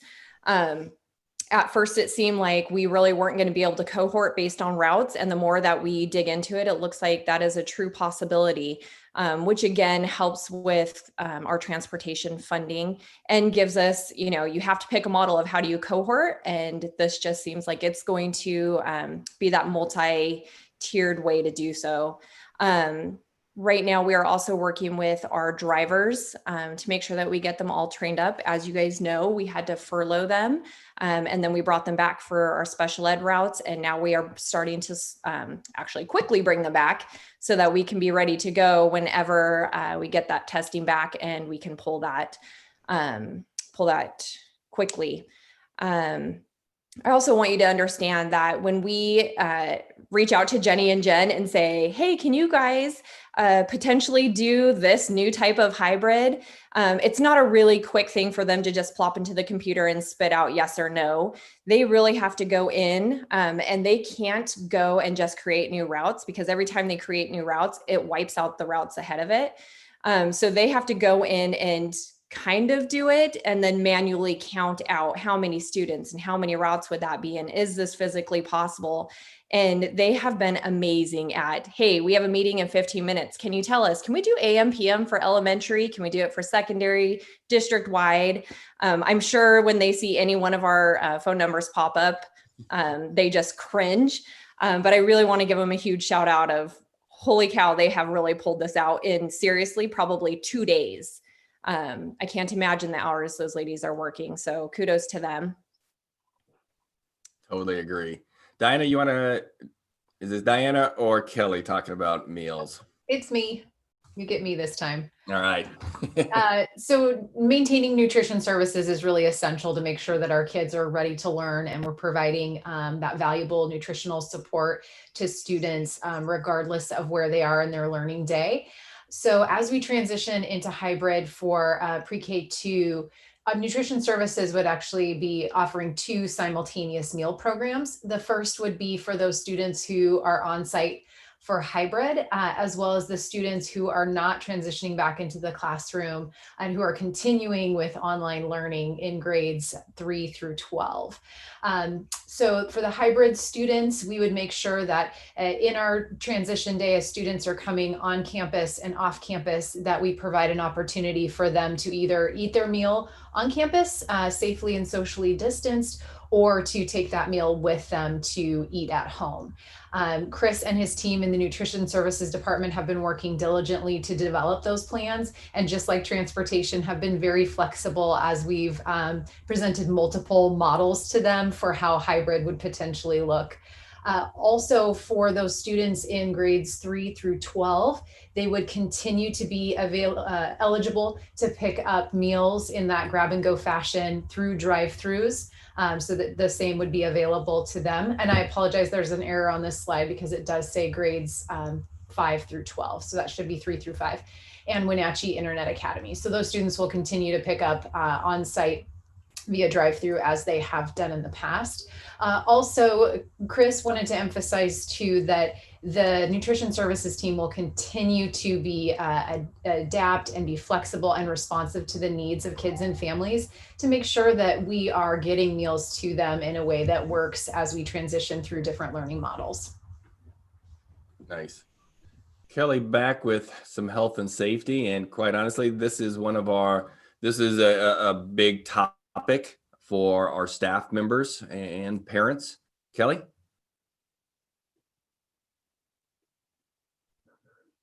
Sorry. Mark and I have really been teaming up to really hit this one hard. We are working with both our all of our school nurses, maintenance and operations, and really actually every department to create a really comprehensive safety protocol handbook is what I'm calling it, because it was supposed to be a couple pages, and I'm fairly certain it's starting to feel like a book. And we really just want to create that so that it's a place for staff to navigate all the safety expectations, because shockingly, there's quite a few. And we really wanted to also create the protocols and procedures for them, literally from the time the kids get off the bus or out of their parents' car until they get back on that bus. And there's really a lot of details in that, from how they line up what everybody's expectations are. Like Paul stated at the very beginning, we went and viewed Moses Lake, and we learned a lot of great things from that. And so we're starting to incorporate those into the protocols we had already created. And like everything else, adjusting it pretty much hourly for whatever the new guidelines come out, or feedback that we receive from our staff. Part of that as well is our personal protective equipment for all of our staff. So that's the PPE for staff and students. We received a really, really handy book from LNI, and it was a combination from LNI, OSPI, and a number of other people. And it really gave us very clear guidelines on the safety procedures and protocols for staff members. And so we're incorporating that to be very specific for our students and staff, and even building specific. Right now, we're taking time to identify every person, if they are low risk, high risk, medium risk. And then we're going to let them know how we're classifying them and give them the PPE that's appropriate. Additionally, even though classroom teachers are categorized as low risk and should only have to wear a cloth mask, we are providing them with shields. We understand, especially those pre-K through second grade, they've got to get pretty close and personal with some of those kids sometimes. And depending on the tasks that they're doing or the group of kids that they have, could be more frequently than what LNI has designated as low risk. So we just want to make sure that we give our staff all the PPE that they even feel are necessary, even if it is above and beyond what we've been told we have to provide, which means we have shields, we have gowns, we have gloves for everybody. We also have masks for students. Right now we have plenty on tap and in buildings for all staff and students. And we did order clear masks.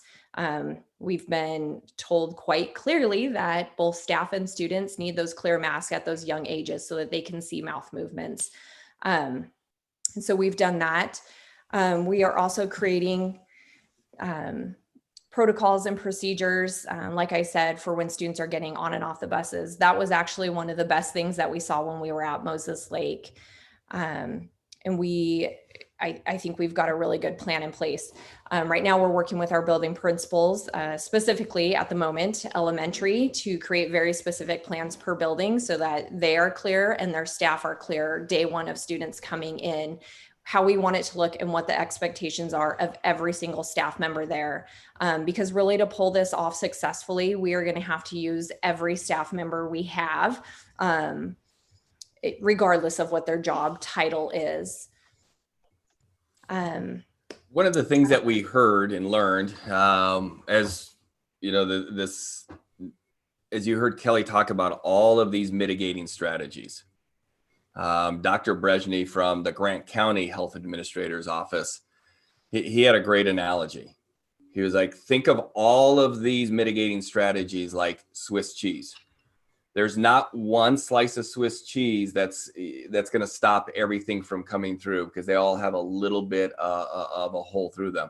But when we put them all together and we stack them all together, we're seeing that schools and other organizations that are open safely, as long as you're doing exactly what Kelly just talked about, that we're following the science, we're following the guidelines, we're not slacking on one of these things. So I really appreciated that analogy by the doctor, who just really, once you line all these different pieces up, we're in a really good place. There is no 100% guarantee on anything, but this, when we do it well, we put a high level of protection in place for our students, for our staff, for our parents, and for our community. Kelly, you want to talk a little bit about kind of you spoke a little bit about this around what we've learned from others. I've been on calls on Mondays and Wednesdays. Kelly and team, Mark, principals went out and looking at it. We've looked at different hybrid models from around the state and around the country to make sure that we've seen and heard all these different pieces, and really trying to make sure that we're working with union leaders, working with our teachers, working with support staff to make sure these pieces work. We looked at the two main hybrid models are an A and B, kind of that alternating days, and then this AM PM cohorting idea. We're going to kind of get into, let Mike and Stacy kind of take it from here for a little bit and walk you through the actual hybrid structure that we're recommending. Mike?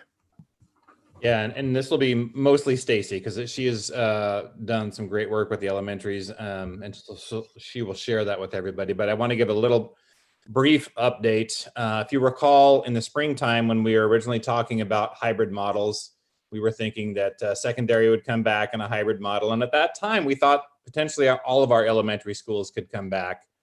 And now, obviously, with the spike in the infection rates, all those plans changed. But when we were talking as a secondary group about possible hybrid models, whether it would be an A-B model or an AM-PM model, we looked at the AM-PM model very deeply, and we found some benefits, some huge benefits, the most poignant being that daily contact with students, but we found some huge drawbacks.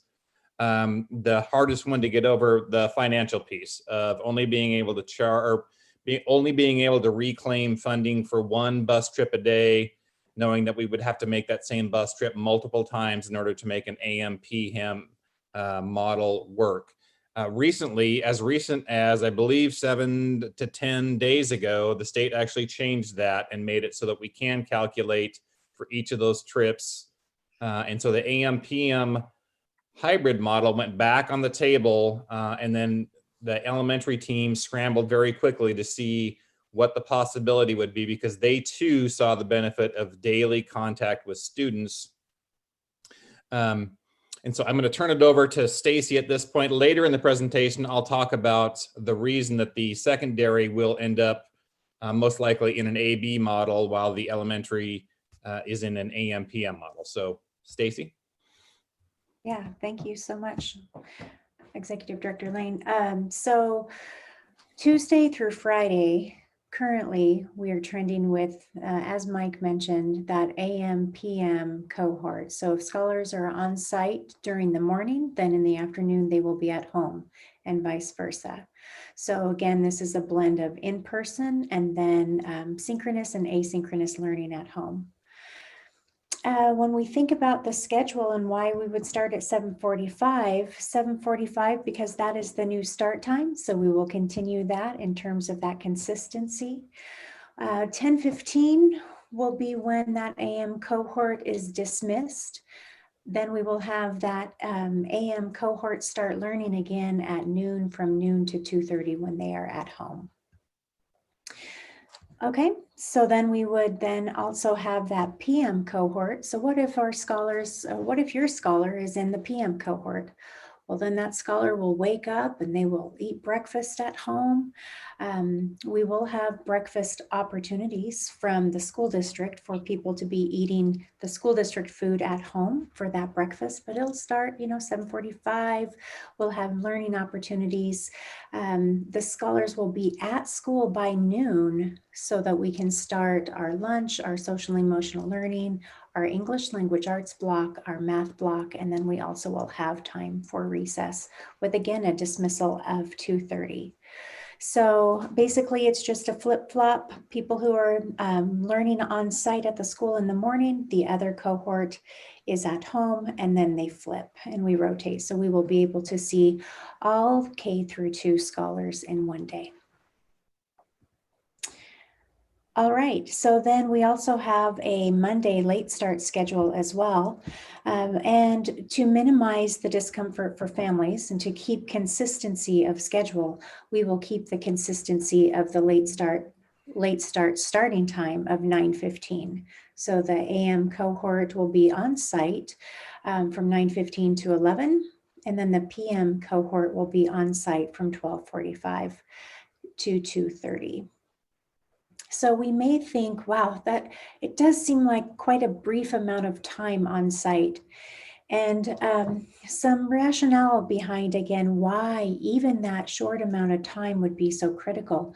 It would be because we have scholars who are socializing, living in community with one another, having language experiences, learning how to read, write, and spell, learning about math, understanding what it's like to be a learner and what they need to do when they're not on site to continue their learning. It also provides for that continuity of care. So that's basically just to wrap up that hybrid model of AM, PM and why that's feeling most comfortable.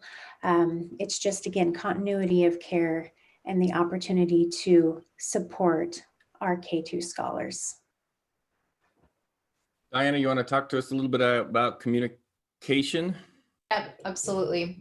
So as was discussed earlier, we want to make sure that we provide adequate time to communicate to our families, our staff, and really all of our stakeholders that are involved in our schools as we make this transition for a K-2 hybrid model. And I've just laid out some kind of tentative plans right now for how we would go about communicating this transition. The first thing would be the district would lead with a smart restart letter that would go home to all of our families, K-12, just updating them on our progress and our work towards transitioning to hybrid for that pre-K 2 group, but also giving them an update about our 3-5, as well as our middle school and high school plans and where we're at in that process. We would also do a website update and social media, kind of our standard communication protocol in dual language, just to make sure that we got that information out to all of our families, because as we know, this will likely be hitting the newspapers once we are ready to make that transition, when we're given approval to do so. We just want to make sure all of our families are aware of what our steps are in that Smart Restart transition. At the building level, we would also provide messaging support for our principals to create, like we did during our Launch to Learn week, one of those personalized videos for their parent population, just to help them know what to expect as we begin the transition to hybrid. And that would be followed up with a personal letter from school, an email, a remind message, and an opportunity for us to have conversations potentially during parent-teacher conferences if timelines work out as we project, to have that one-on-one time and conversation with parents and to be able to field any questions they may have about that transition. So that's just kind of a snapshot of the communication that would be happening. And I think one important thing to note is that we really want to make sure we're supporting our buildings in communicating out so that we have a consistent message, because we will all have a consistent transition to hybrid. So that'll be an important piece in our overall communication strategy. Thanks, Diana. Mike? Yeah, so phasing and flexibility. So the plan would be that we hopefully are able to bring our pre-K to second graders back with us into hybrid learning. Dr. Butler is asking for at least a 3-week window between groups of students. And so if all goes well, after 3 weeks of successful hybrid with our pre-K to second grade students, we would phase in our 3rd to 5th grade students. Now, their hybrid model, the schedule, what that looks like for them might look slightly different, because they do have a slightly increased ability to self-manage some of the work online, but it would be similar. It would be an AM/PM model at that point. For secondary, it is not possible for our district to have our entire system, K-12, in an AM/PM model. And the reason for that is the size of our district.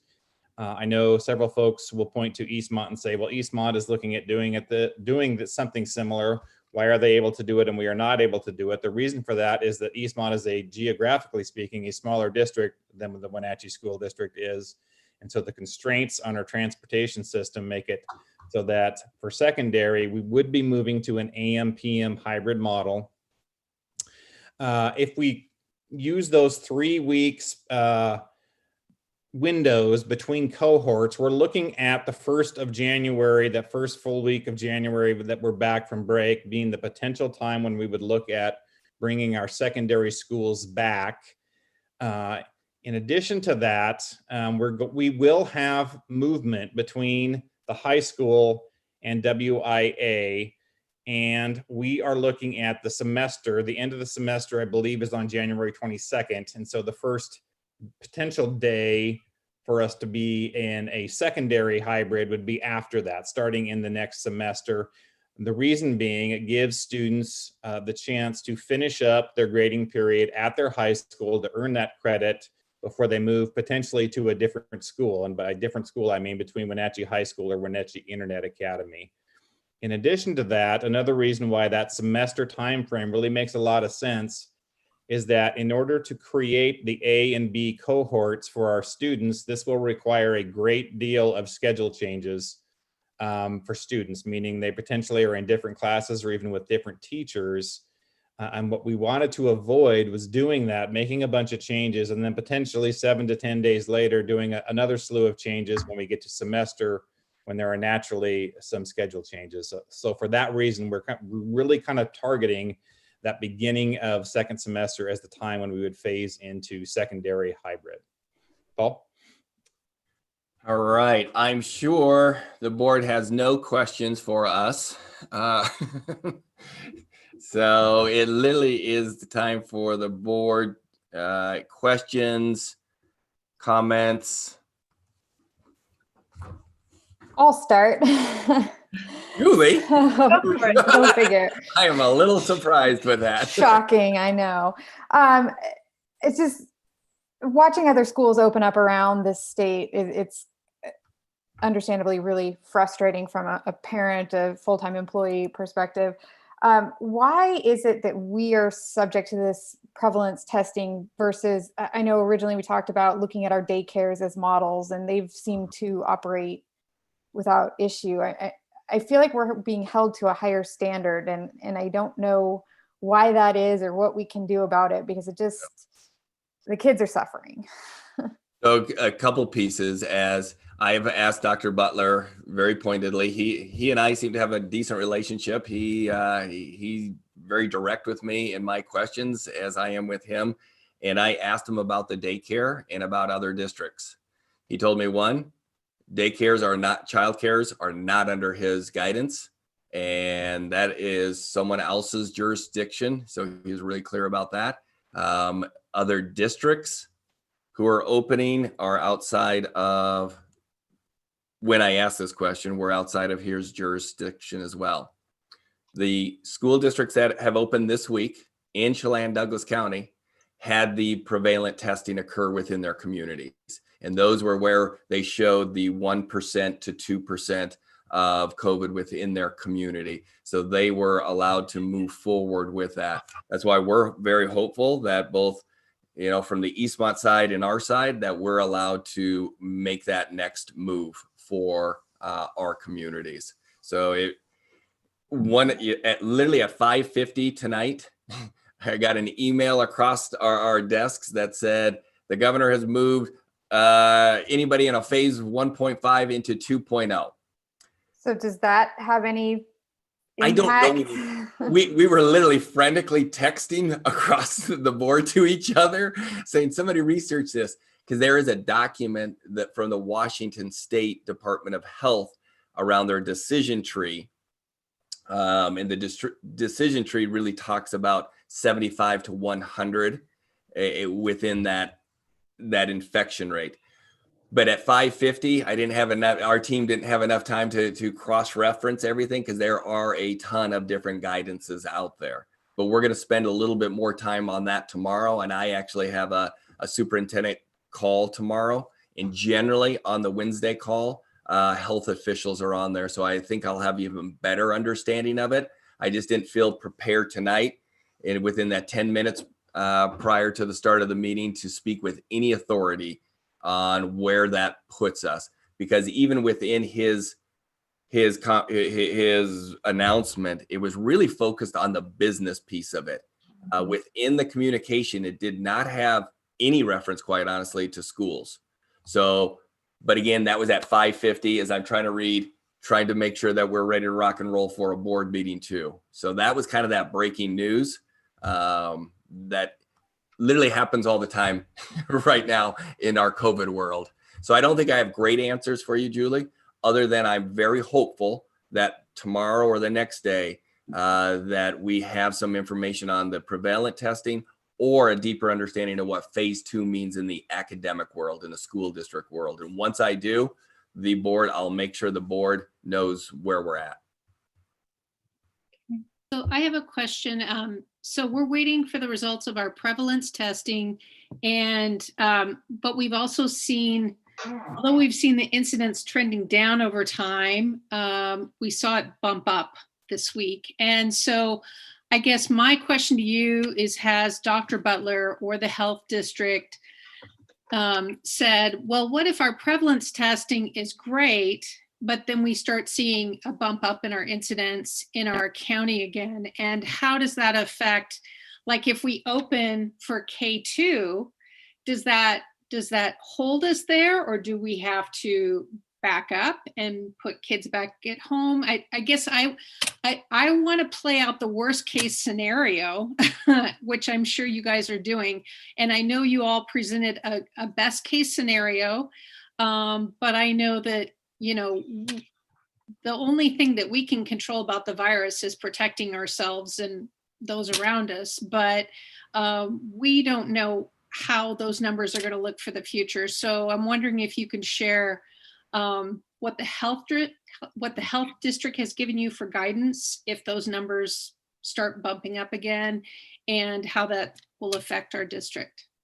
So great question. And those are literally topics that cabinet has been beating around. So we kind of talk about all those pieces in cabinet. I write my notes that I'm going to be asking tomorrow morning, because that was the first time in a while that we've seen a bump up, just like you expressed, Michelle. So we're asking that question as well, because community-wide prevalent testing is not going to happen all the time, because at a cost of $150 per test, that is not, the Chelan-Douglas County can't afford that on an ongoing basis. They don't have the funding to continue that. So I think your question's a good one.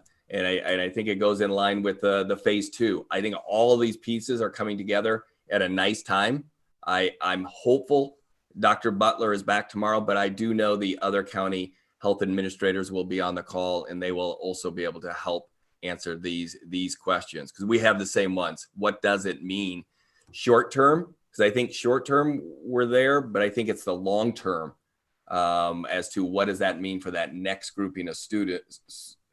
Students, when we phase that in after a 3-week period of time, what is that? So we're going to ask those questions tomorrow morning. That's one of my big topics. So again, probably the best, I mean, there's so much unknown, again, even at this late hour. Are they only considering testing and all of this, or is there any conversation about what this is doing to the students and families on a long-term social, emotional, academic basis? Because, you know, I know a lot of families that I hear from we're to the point where, you know, this is a 0.5% fatality rate with comorbidities. You know, this is not a good learning model for anybody. As I sat here all day with 3 kids, that it's sit down, get back in your class, do whatever, you know, my 5-year-old can't read the instructions. So, I mean, it's not ideal. Is there any tipping point there, or are we just still looking at raw numbers?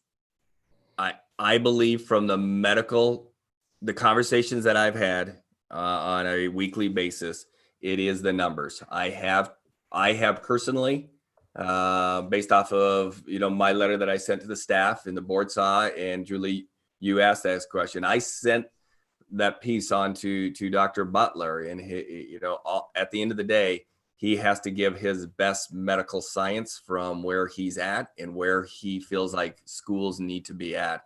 So probably the long and short is no, they're probably not taking that into consideration right now. They're taking into consideration the infection rates. But I will ask some really pointed questions tomorrow, and I'll make sure the board is updated right after my meetings. I have a question with my parent hat on. Just thinking of, you know, in regards to planning for parents, how is the AM PM schedule going to be determined? You know, parents might work morning shift, evening shift, night shift. So how is that going to be determined? Is it going to be an option for parents to switch? Yeah. The hard part, the longer you're in education, you recognize transportation is going to run a good portion of that. And that is going to be similar to what Mike said earlier, or Kelly, or whomever said it earlier.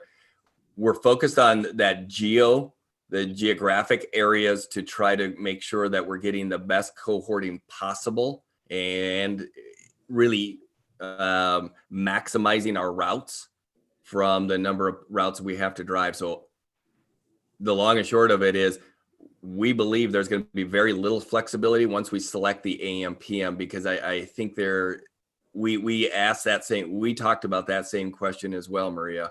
So what happens when we've got just this group who said, I got to have AM, I got to have PM, and there's no way it's going to equal out by grade level, by school, by all those factors. So these are going to be some harder conversations that we're going to have within for our parents and our schools as well. Because we really do believe, and we went back and forth on this. This has been a hard conversation around AM, PM versus AB. And when we really put in thinking about our youngest learners, having that daily interaction for that 2.5 hours. And Mike, Stacy, and I had a meeting today where it was just the three of us. And my pointed question to the two of them is, during that 2.5 hours, it has to be so intentional. It has to be so purposeful that we are making a move for these students. Because Julie, you're right. There's a lot of good things that are going on in online learning. But to say that this is better, there is not an educator, I think, at least that I know, I won't say everywhere, but at least that I know, that believes online learning is a better than the in-person instruction. Because what our teachers do, that's where that relationship, and we've heard it from day one. You've heard it from Dr. Corey Callahar on many occasions. You've heard it from every one of us, that relationship piece there is important. And we know that those youngest learners need to be with us on a daily basis. But Maria, for my long-winded answer is, there are going to be some hard decisions and hard conversations we're going to have across our community, because not everybody can have this or that. And it really does depend on our transportation to pull off the geographic way that we have to do the transportation. And as a parent, I think, the community will appreciate the early communication to, help with the whole planning and whatnot.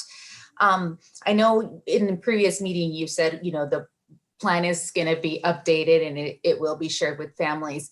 But I think one thing that Kelly mentioned is the staff safety expectations. The control of it, what's expected from staff, what's expected from students. And I think as a parent who's on borderline whether I want my child to return back, that is useful information to have to help guide those decisions. If there's an infection of a student or of a staff member, what are the safety precautions being taken? So I think that's just, if the more information we can give parents, I think the more comfortable we will feel, handing over our kids to this unknown. I 100% agree. And that is exactly what our staff has been telling us. They're scared. They're a little nervous. And when there's a lack of information, we're going to fill that void in whatever we fill it with. So we need to make sure that we're filling it with the correct information, the processes, the protocols, those pieces that Kelly talked about.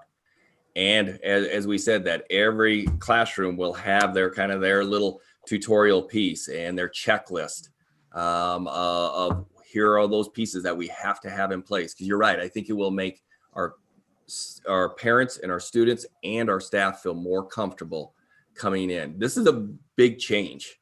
I mean, from no school, all online, to even bringing in a small group of students. Here's the good news. What we've learned from all these other districts, very little transmission has occurred within the schools. The transmission comes from outside because schools are doing such a good job across the country, and especially where I know within the east side of the state, school districts are doing an exceptional job of following all the mitigating strategies. So we're going to continue being that exemplar district that continues to do the right things for our staff, our students, and our parents. Now, one last comment. The whole model of the AB model as a parent. Unfortunately, we're past the K2 in our household, but the AB model was a little bit daunting because to think about 3 days of asynchronous instruction, where I know as an 8-year-old is more engaged when the teacher is teaching live. So the fact that we would be moving from an AM PM is, I think that is probably the best thing for our students. Daily contact, engagement with student and teacher I can't explain how much better it is than asynchronous work and videos. So appreciate that. Maria, I appreciate that, but that's, our educators, especially our early educators and union leadership, Monica, were also advocating and really talking to us when Stacy was out in the field over the past 2 weeks with principals, with those elementary principals, showing that our initial draft of AB. It was like, oh, okay. But when Stacy and the principals came back after a lot of work and a lot of thinking on their behalfs, and they showed them the AM, PM, just the whole piece kind of came down a little bit like, we can do this. We can do this. We still have some concerns on this page. Don't get us wrong. And it's not perfect, like Mike said.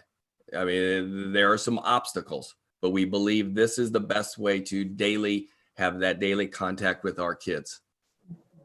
Yeah, I'll echo that. I think that's a much, of all the good things to come out of it, I think that's a good way to go. These kids probably a full day at this point after having these weird half days at home, probably not have the energy to do a full day. And we may talk about more wasted time than focused learning time. If you tried to cram in a full day and then you had a day or two off, then there's kind of that adjustment, get to know each other again. I definitely think the touches every day are going to be more valuable. Get some tough, hard learning done in those couple hours. Definitely the way to go versus the AB. Thank you. I'm really grateful that the state funding came through for transportation so we could put that back on the table, because the bottom line is we couldn't afford it before and now we can. So I'm really grateful that our transportation can make that happen now, and that they're organizing the cohorts to make it work. So yeah, there was good work at the state level where they really pushed it. A lot of superintendents and others were really pushing on it, but the OSPI legislators, whoever did whatever their magic, they made it happen. I have some questions on the schedule, but I'm going to get there with a quick comment following what Julie said. I think it makes sense to be patient and follow the Department of Health because we don't want U-turns and we want to do things right. But I will make the comment that one Department of Health talks about layers of Swiss cheese as a scientist and good behavior making schools safe. And I'll quote you, Paul, as saying one reason it's worked is schools have done it right.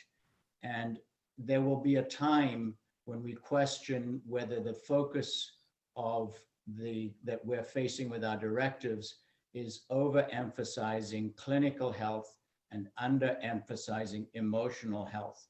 And at some point we are going to get there. So I'm hoping we don't get there. That's I do think I want to make that as a forceful comment.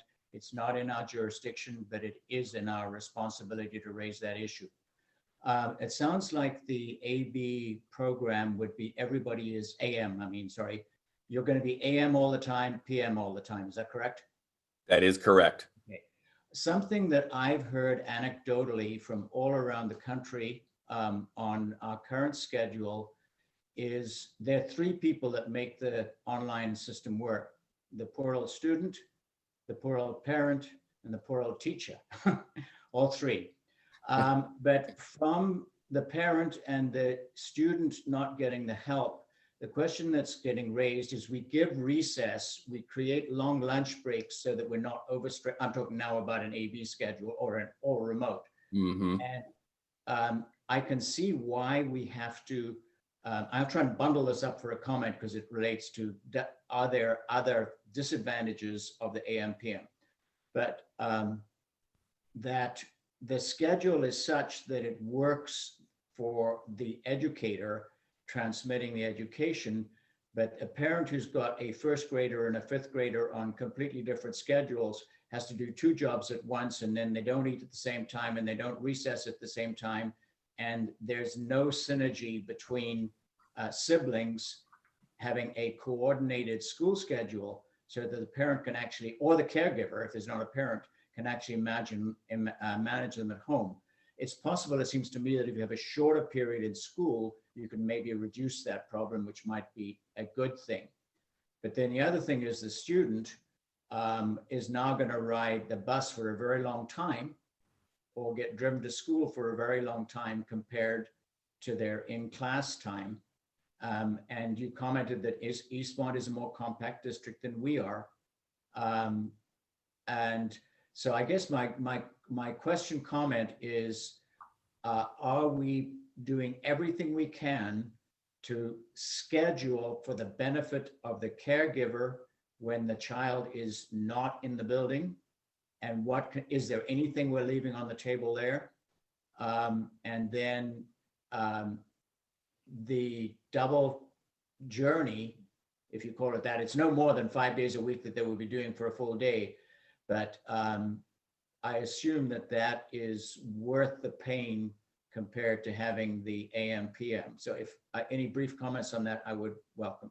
I'd open it to Mike and Stacy as well. You're right.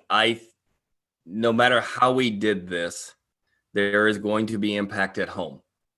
We're still in an online environment for the majority of our students. So if you do have a young scholars and you have other scholars, it is more challenging. They're out, either on the bus or in the schools, doing their thing for, this amount of time, and parents are going to have to work through that.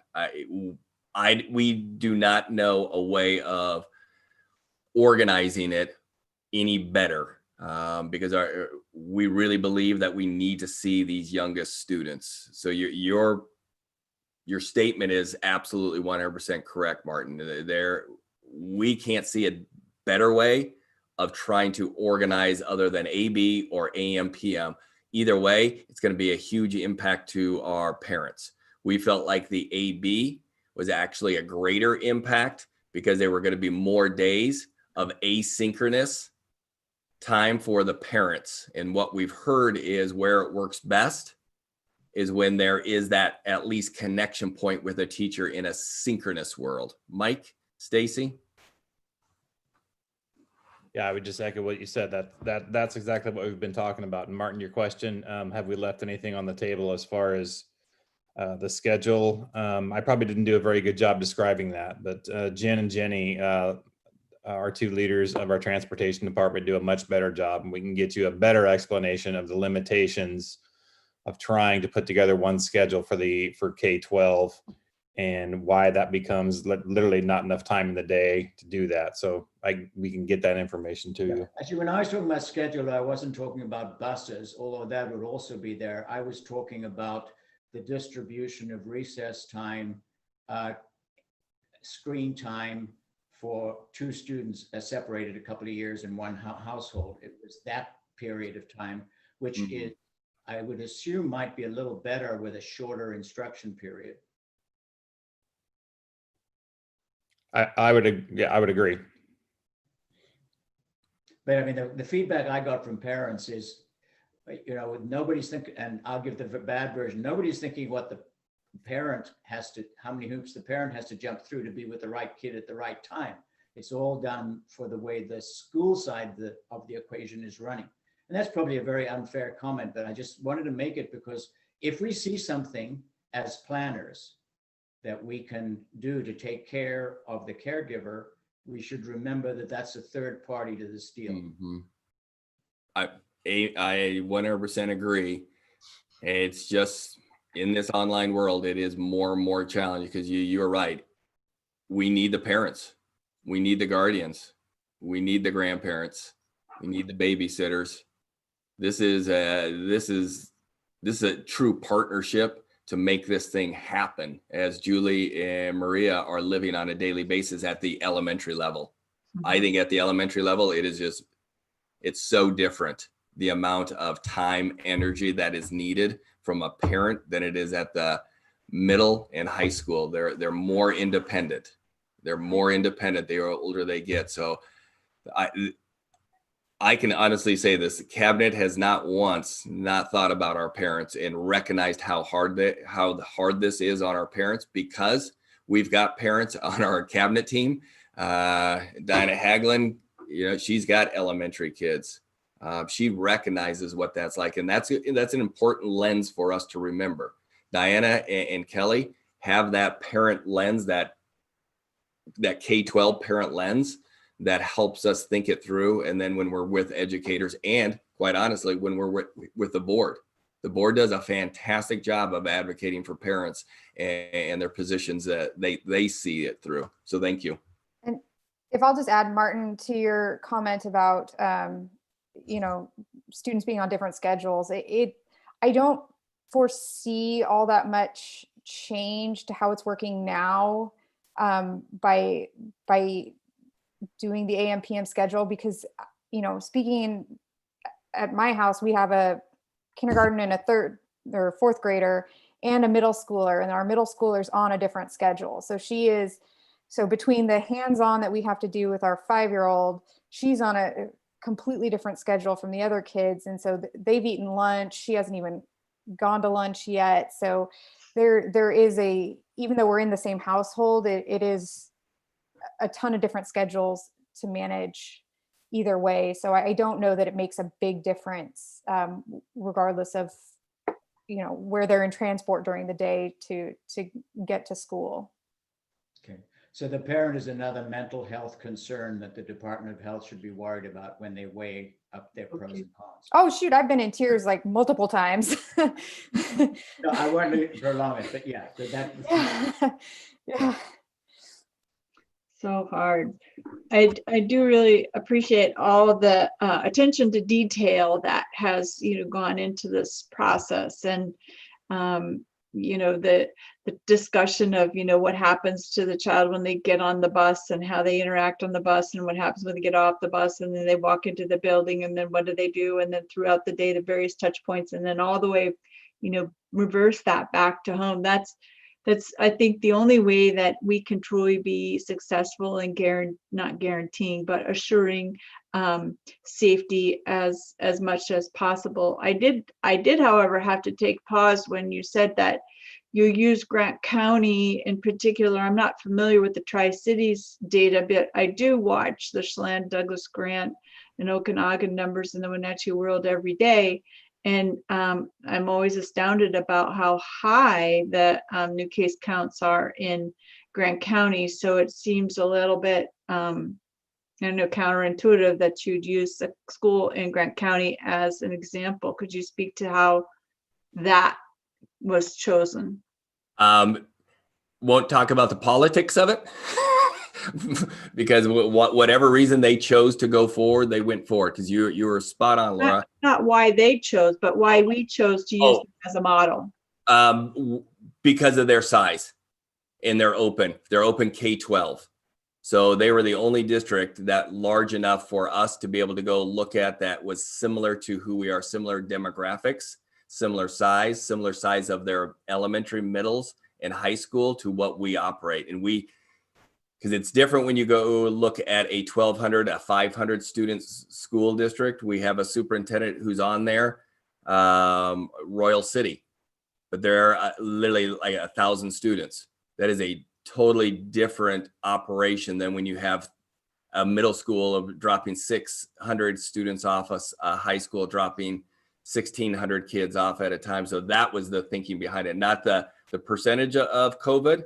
I think is an interesting piece because their infection rate within their community is even higher, and they're doing a pretty dang good job. They're doing a really good job within their within the school building, maintaining the rate of infection within their school district. Kelly, you were out there? I just wanted to add that even though their community rate might be high, the buildings that we went and visited, they have not had infections. And so it was really the steps that they have put into place and those protocols and procedures have actually been working really well. That's the question I have is with their infection rate countywide being so high, why do they get to open and we don't? That's the political question. Well, not touching that. Grant actually had a lower infection rate at the beginning of the summer than Chelan, Douglas, and a number of other counties around us. They actually, when they were starting that phases, that people could go up in phase, counties could go up in phase, and we didn't move, but a bunch of other counties did. Grant did move. Now, I don't know if counties have ever had to move back down. I think a lot of counties they moved initially and then they kind of stayed there. So I think it was just kind of their luck that they had a low infection rate to kind of start, but then they had a bump up in their rate later on. If you go back and look at the numbers, I think that's what it shows. Right. I knew they went up in phases fairly quickly and we all stalled out, and now we're in the same, they may still be one phase higher, but I thought that it kind of started to not matter what phase you were in. It was just, we were just looking at counts across the board. And so it was surprising because I agree their counts were lower and going down, but then they've skyrocketed again. So, the reality is their board chose to go against the health administrator's recommendation. That is the reality. That's documented in their newspapers, and it's documented in their board meeting minutes. We've asked them, and they said they just chose to go a different pathway. I don't recommend that, but just putting that out there, that I think it's been good to walk alongside our health administrators as we go down this. I do think the prevalent testing will be coming out, and I believe it'll be the 1% based off of the other prevalent testing that's coming out. But that is the reality. Julie, that is the reality. They chose to go against the health administrator's recommendation. Have they been threatened with any consequences from the state then for not doing that? Or is it?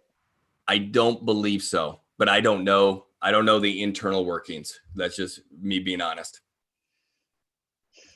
So I just wanted to bring up the mental health questions that both Julie and Martin had.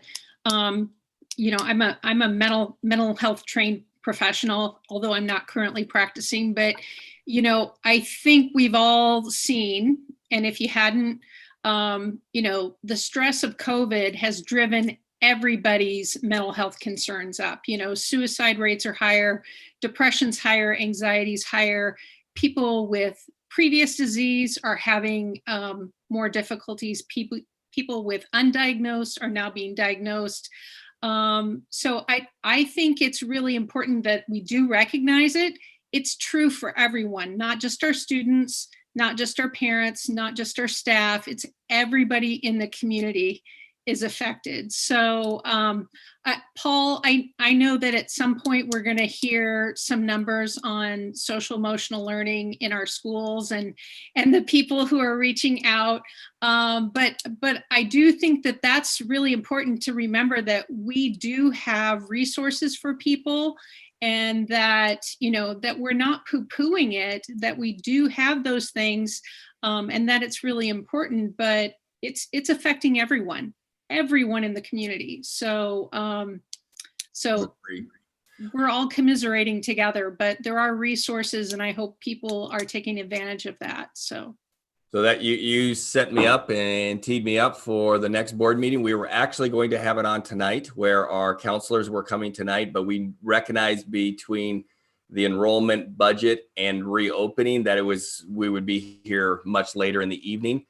Mike is working with our counseling team, and they're going to be coming at our next board meeting, and they'll be doing a presentation on just that, on the social emotional impact and the work that we're doing internally to support our students and staff and parents. So Mike has that on the docket for our next board meeting. Great. Okay, so having wrapped that up, I think we're ready to move on to board communications. Are there any board communications that board members would like to share with others? I have something to share. So Paul and I were both part of the Racism in Education series put on by the Wenatchee Valley Cultural Museum. And that took place last Wednesday. Yeah.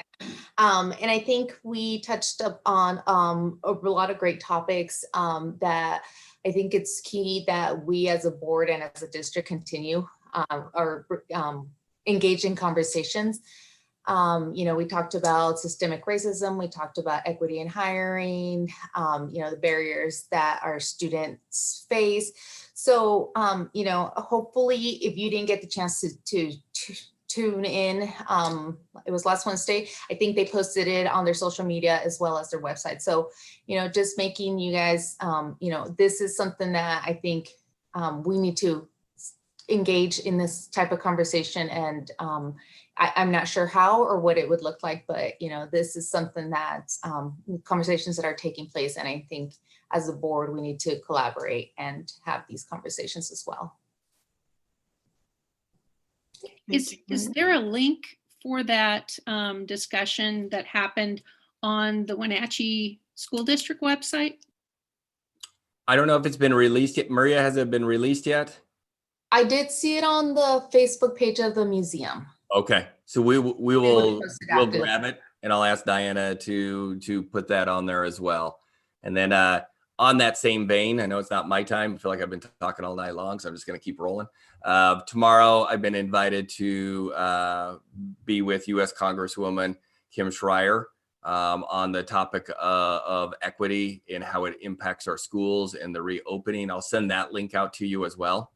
But that will be she's hosting it, and there's different members. I think from a student, a teacher, superintendent, and I forgot the other perspective. Good. Okay. I did have a comment that I just wanted to make to ask, I guess, the board, at what point, if we have kiddos going back to school in the latter part of October or November, is the board prepared to begin with in-person meetings at that point? Yeah. I think the open meetings extension right now is only through November 9th. Yeah. So we'll have to start doing some type of hybrid if it doesn't get extended. Yeah. So Paul, or Julie, you probably know this. So this proclamation, that's a state proclamation. So it doesn't necessarily mean that we would be allowed to meet in person, even though our kids are in a building, right? Because we are complying by the right. Constitution. Right. This is the Open Meetings Act proclamation. Right. So it's any public meeting that's open to the public. And we can still have, or the staff can still have meetings in person and do other things, but any meeting that the public participates in until we get to phase 3 under the proclamation has to be entirely virtual, basically. And now I know of some agencies in town that are sort of doing hybrids anyway. But yeah, in theory, it's entirely virtual until phase 3 or until the proclamation expires, which right now is November 9th. Okay, well, we'll keep an eye on that, but it just seems to me that, if we're talking about sending teachers in school, students back to school, that the board ought to follow suit. It seems disingenuous to do otherwise. I will be there. I think the trick might be having our cameras work when we're 6 feet apart. So I don't know. We might have to look to see how we're we're doing that if we're doing live meetings. Link, I don't know if you've seen what Link Transit has done, because they've kind of evolved into this hybrid situation, and they have their meeting room set up because you don't have to be 6 feet apart if you have plastic apparently between them. So they've set up little sneeze barriers between every station, and then the Zoom camera for the meeting looks in at the whole board. It's, I don't know. We will start looking at ways to make sure we're safe and, Yes. and that we do all these different pieces. Yeah, I'm glad you actually put that on our radar so we can do all the things that we need necessary so we're ready to go for the board as well. Yeah, if you want a model of who's doing it right now, Link's done a pretty good job of setting up their conference room to accommodate that. We'll look at that. Thank you, Julie. Yep. Great. Very good. Okay, any other board comments? Okay. I'll just real quick, I think we all know WSD was supposed to release their top priorities today that we voted on. I voted what we suggested, plus I picked 5 more since they let us throw in 15 instead of 10. So I picked from all of our lists the extra 5 to put on there. I haven't seen the list yet. I did. I was at the noon meeting and they did put it out today. Okay. They're not completely aligned with us, but I intended to send that to Paul. So I will actually do that right now. Okay. And I don't think they were posted on the website. Yeah, probably not. So yes, I will get that. Sorry, I didn't know. I couldn't tell if any of the rest of you were on that meeting or not. Could we potentially have a list of our board's top 15 as well as the WSDA's top 20 legislative for the district website? Yeah, we can put that on the board's site. Thank you. Okay, so Paul, do you have? I think I've said enough. I have said enough. Okay. So now I have a little statement that I need to read.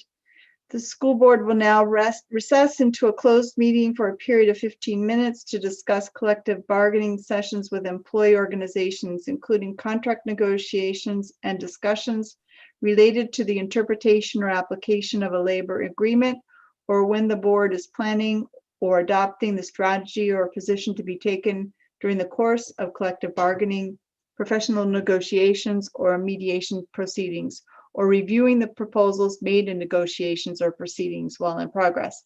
Pursuant to District Policy 1410 and RCW 42.30.140, this discussion is exempt from the Open Public Meetings Act and will be closed to the public, and the school board is not expected to take final action following the closed meeting. So if we